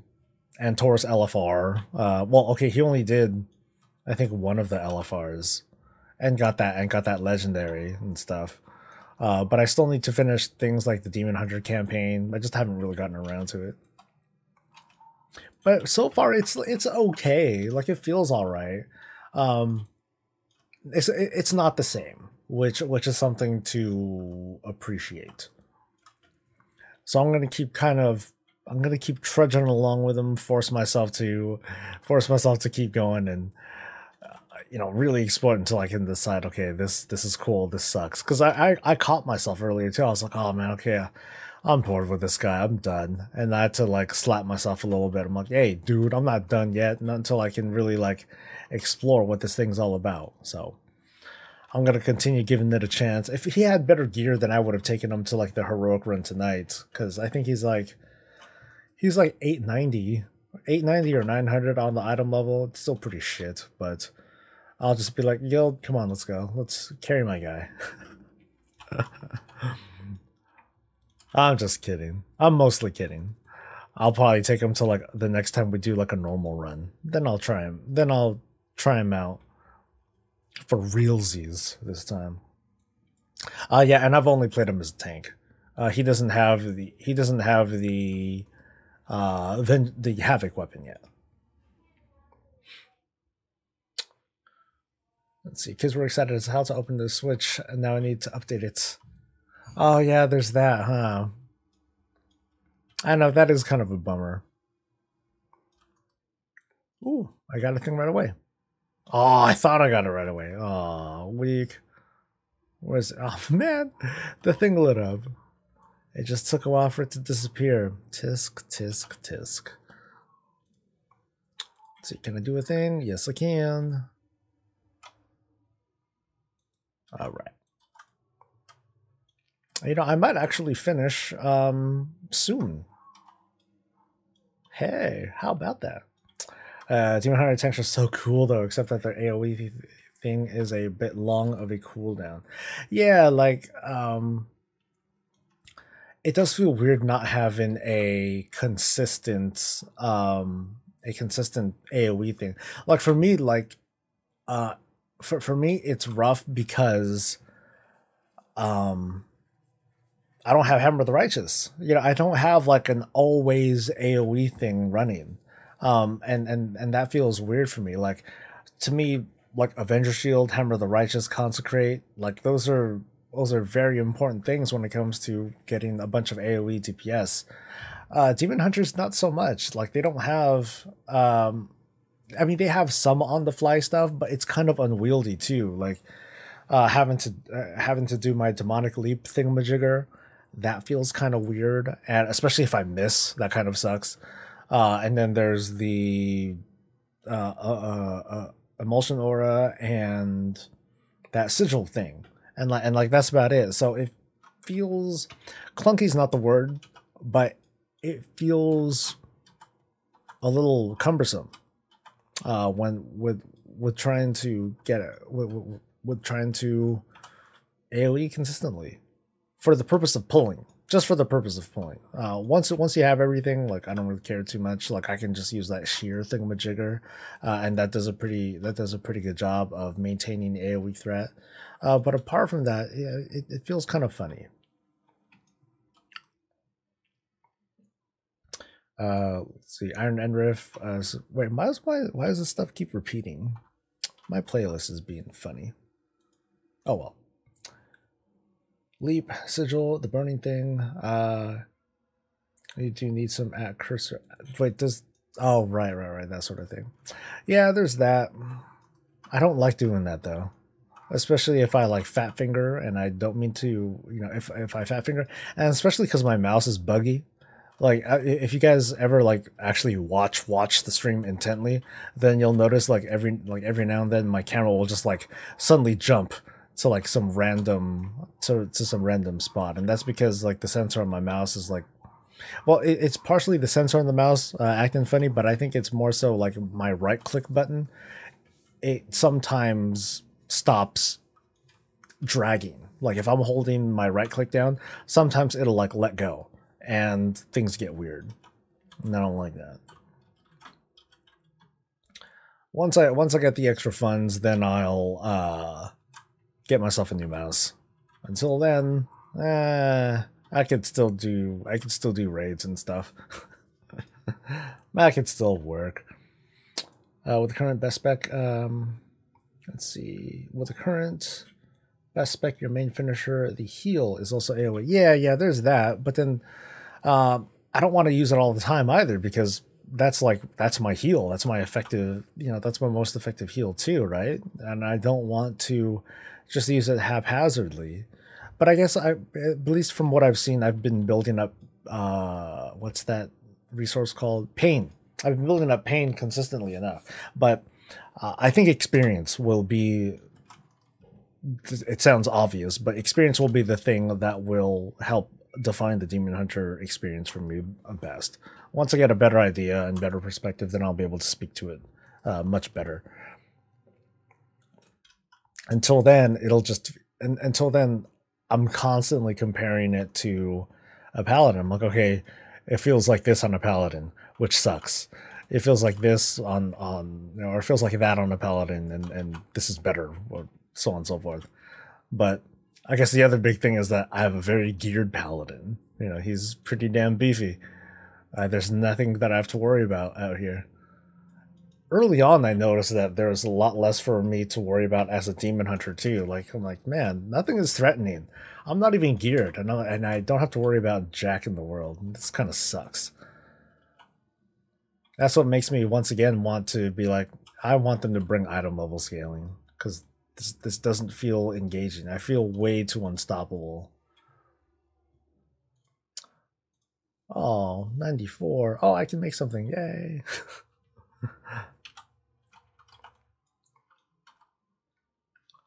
And something nearby. Yay. Let's see. I can give us pointers if want on the next stream. I'll happily take pointers. Most keep in mind though, like I purposefully don't look at like Icy Veins. I don't look at Demon Hunter tanking videos and things like that. You know, a lot of it's a lot of the journeys I want to like discover and learn. And once I feel like I'm on top of stuff, that's when I'll refer back to like some of this other information and be like, oh, okay, this is how I learned it, and so on and so forth. Because I don't like to water down or otherwise take away that experience. That's why I raid the way that I do, you know, not read guides and things like that. Because I don't want, to me, MMOs and the World of Warcraft, it's not about looking up what's good and executing on it. That's not my mindset. It's not, I want to do things right. It's more so, I want to go down that journey that leads me to this answer, because that journey is part of what the game is. If I have all the answers presented to me, like on the WoW heads and the Icy Veins and the Discord channels and stuff like that, that takes away a good bit of that journey for me, because then it becomes cool. I got the answer key. Now let me kind of retrace and see how we get there. That's one way that some people approach it. It's not something that I like doing though. But the time will come where I'll be like doing stuff, and then if people have suggestions to make, I'll be happy to take them. Just wait until there's magic damage in anything. I'm literally stuffing verse just to be able to deal with magic damage. Yeah, that part does feel kind of rough, that we only have like one cooldown for taking magic damage, and otherwise I just gotta heal through it and stuff. Okay, just one thing, then use Fracture. The biggest heals you get there are from the little balls. Yeah, Fracture is something that I use. Thron's ZJ says, "Heyo, first time catching the stream, but I love the YouTube videos." Hey, I appreciate you dropping by.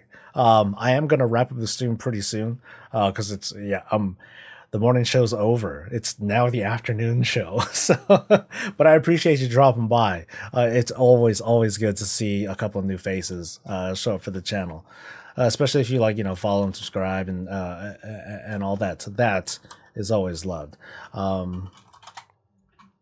Let's see, let me finish off this little thing here. Because yeah, it's definitely cool being able to talk like a little bit more candidly and stuff with folks from the stream. I mean, maybe I'll do a couple things where I stream something where I do like one show every now and then just on YouTube, because I know some people do not like watching on Twitch, because, you know, I don't know why.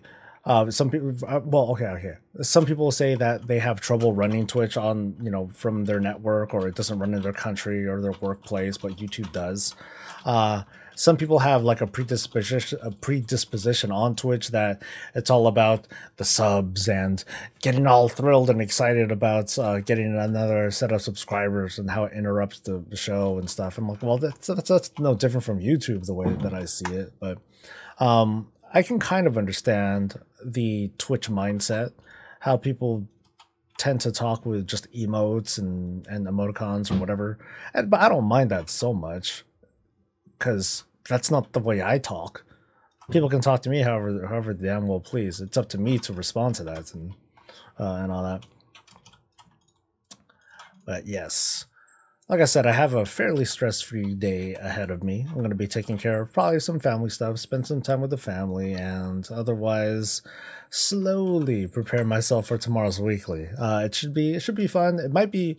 It should be shorter than last week's. Man, last week's was long. I was surprised. I was like, oh man, there's so much to talk about with like the new build and so on and so forth.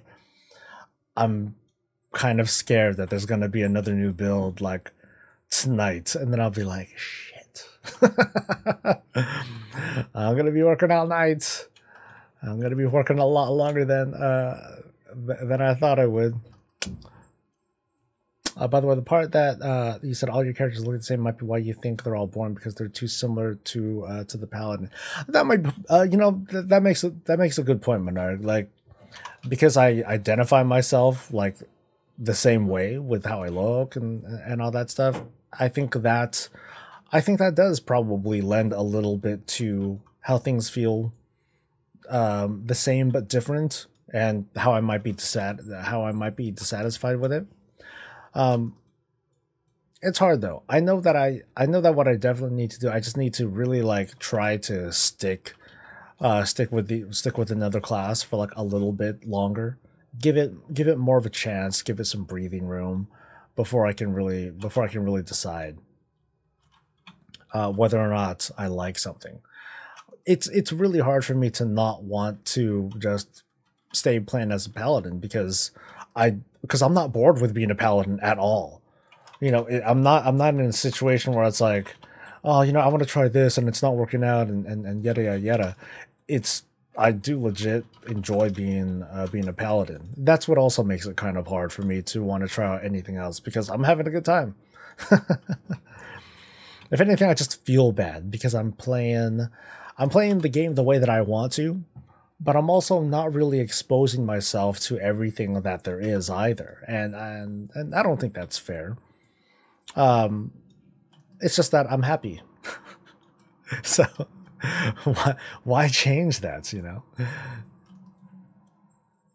But like I said, Minark, you do raise a very, very good point. You've opened my eyes, but I'm also reinforcing my beliefs too. Did we really accomplish anything?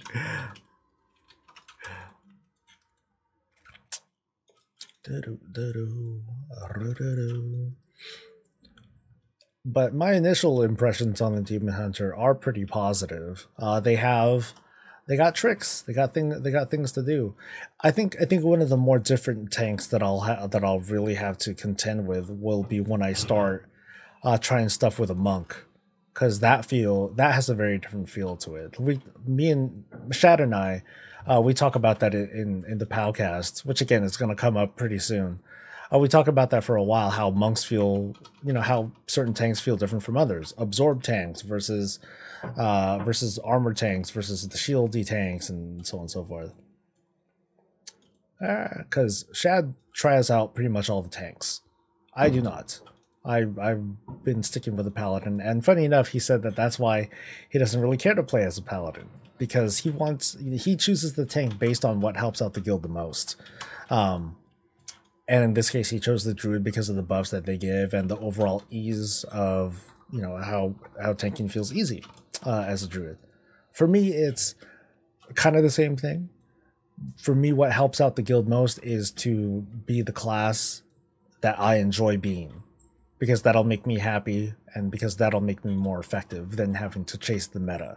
And I think both approaches, both disciplines are perfectly valid.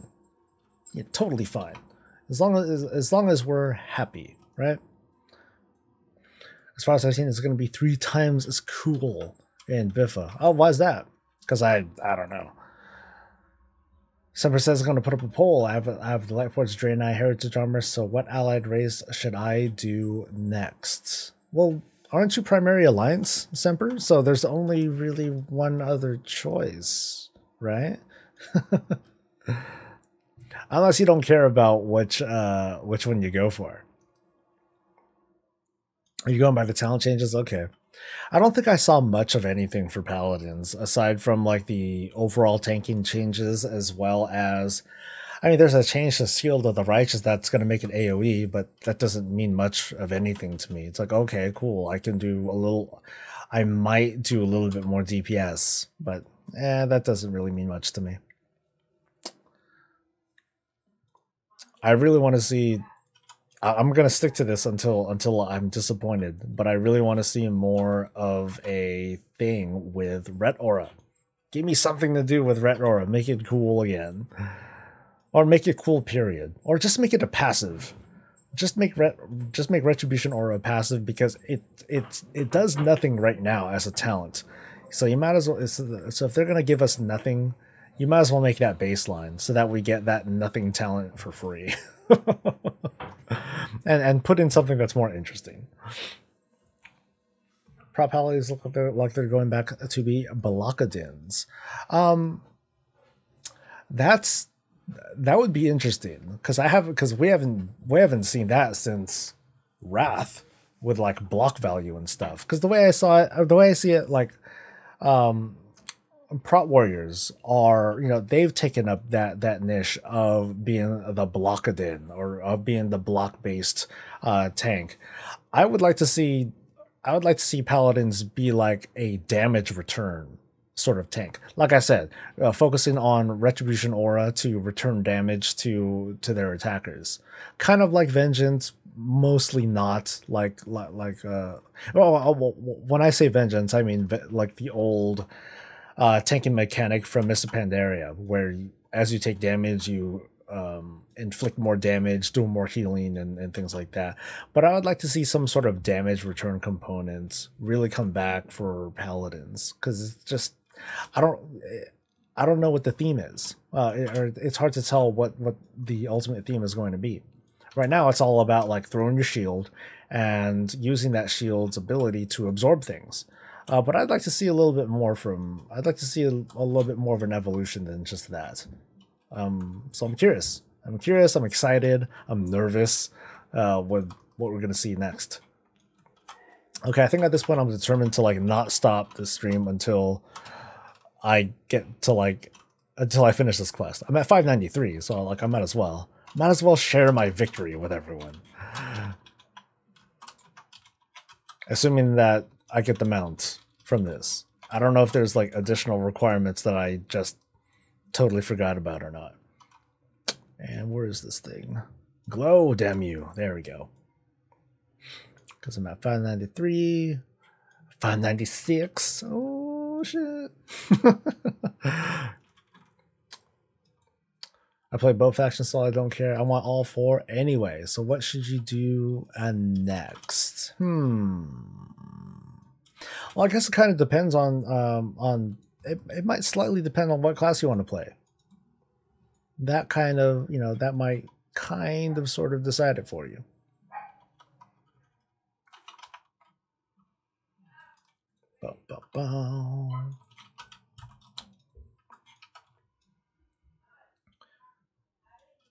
Let's see. Sounds good to me. I love the morning show over watching raids. This is what I do, man. My first character ever made was a character named Thrana back in early BC, and it has been your main the entire time that I played without ever main swapping. Whew.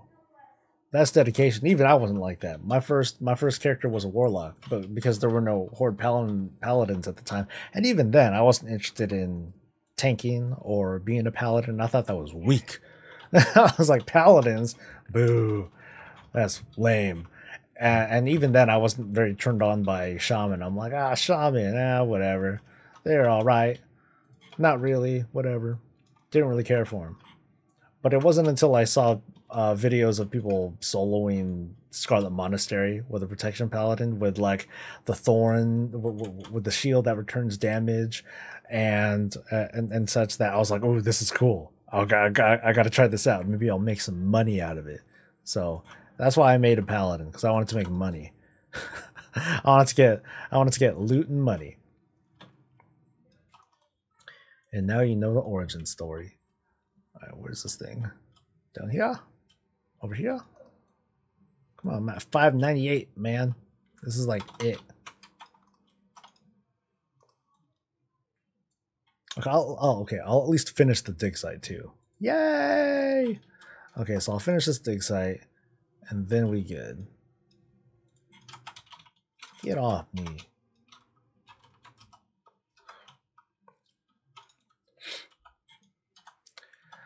I think part of why I really like being a paladin is the abilities they have.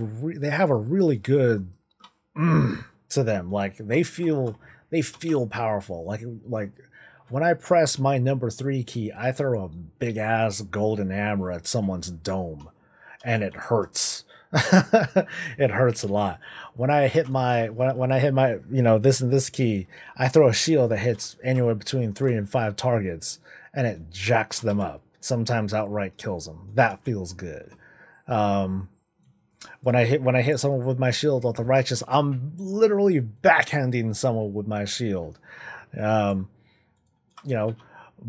hammer to the dome, backhand, dead. That feels good. I mean, the other classes have their own thing, and I think that's kind of why druids don't feel good, because you're doing like a swipe or a thrash, and it does hit hard. It does a lot of damage over time and stuff, but it just doesn't feel like I'm like just fucking up the enemy the same way. It doesn't feel the same.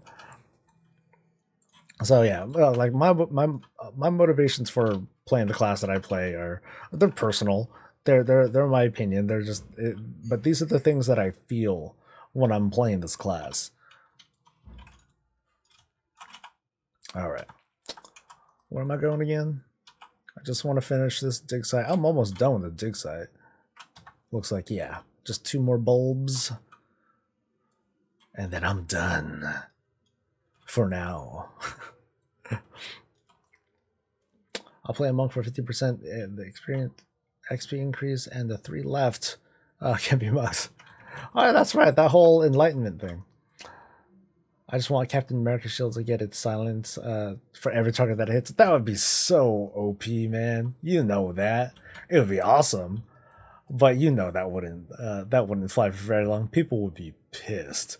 Especially like let's pretend that paladins are going to be the way they are exactly now as it is, with the kind of procs that I get and how my Avenger shield can refresh so often. I already feel like a really powerful silence tank. I know I was doing some encounter, I think with Shad. I was tanking something and I was interrupting. Oh no, it was Ulduar. We were doing Ulduar time walking, and we're on General Vezix, and the big thing about Vezix, one of the deadly abilities, is trying to interrupt his cast. And every time we, when doing that fight, or when doing any fight where there's a lot of interrupts going, I always sound off with the interrupts, and I always say, me next, me next, me next. And then if I run out of interrupts, I'll be like, all right, someone else. And I'll be chained in my Arcane Torrent, my Avenger Shield, and my kick, my Rebuke, whatever it's called. And I'll be able to interrupt, like I interrupted like 37 casts or something like that. And everyone else interrupted like 4, 5 or so. So that felt really good.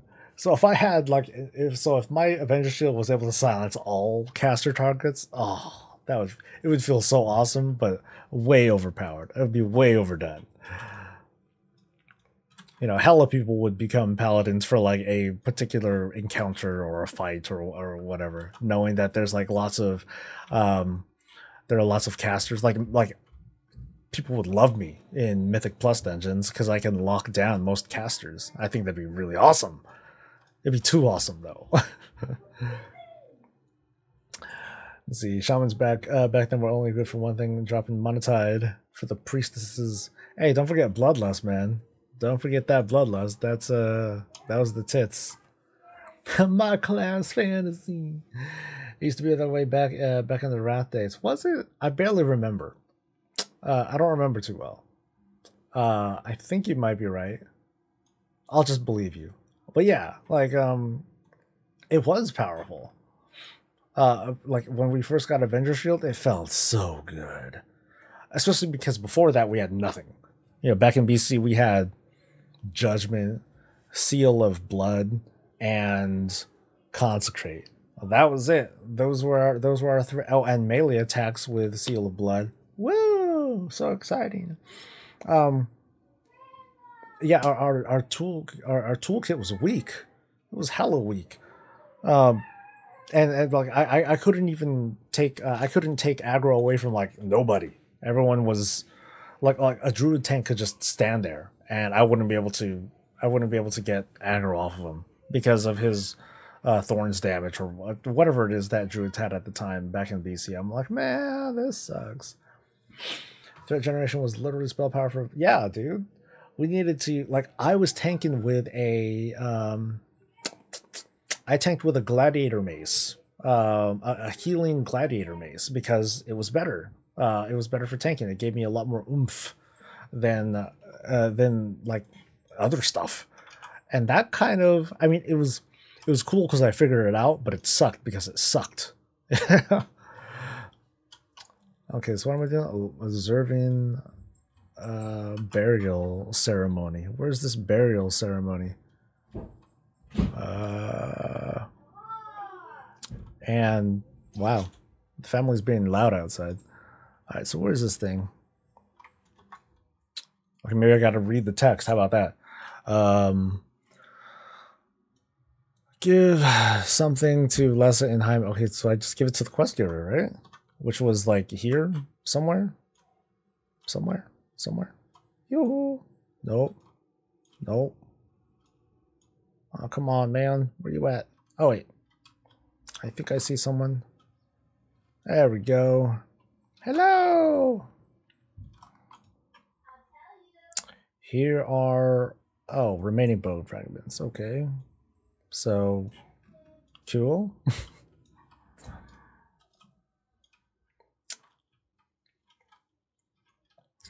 Oh, great Ichiro. I return the bones of the Earth Mother and pray your spirit be at peace. Holland High Mountain says, thank you, young one, for honoring the spirit of my companion. Should you ever need him, Ichiro will be at your call. Cool. Yay! Alright. Now I gotta sport this. You guys have gone on a little bit of a journey with me. Oh, I gotta use it. Genius. Yeah. Oh yeah. Oh yeah. Translucent moose. Fuck yeah. Oh yeah, male night owl looks better these days. Please, Mr. Monster, stand in the golden circle to get mad at me. that was the truth, man. That was definitely the truth. It was that, or like, oh, they pulled him out. Now I'm like screwed. I got nothing. Or like, yeah, there was pretty much no alternative. Like I really couldn't generate threats very well at all back then. I guess it's just based on Illidan too much. Yeah, I mean, obviously. Come on, they look beautiful as night elf males. I mean, they look good. They look good as the ladies too. Ah, and he does not fly. Interesting. Whee! But you know what? This thing is still cool. So I did it. Took me a while to finally get around to it, but I got it. One more thing off the bucket list. And with that, it is 23 minutes past the afternoon show. That's pretty much what this turned to. So I'm really, this show was a lot of fun. I'm glad that I was able to talk with so many folks about so many interesting topics today. So this stream is definitely going to go up tomorrow. It's going to have to wait like 24 hours until afterwards. Again, otherwise I'll get in big ass trouble with Twitch for like not being an exclusive Twitch streamer, whatever that means. So anyway, I'm gonna head out for the day. I'm gonna get that podcast out in the next like hour or so. I'm just gonna do a quick review, make sure that everything's cool, and otherwise you get to enjoy a conversation between me and my co-tank.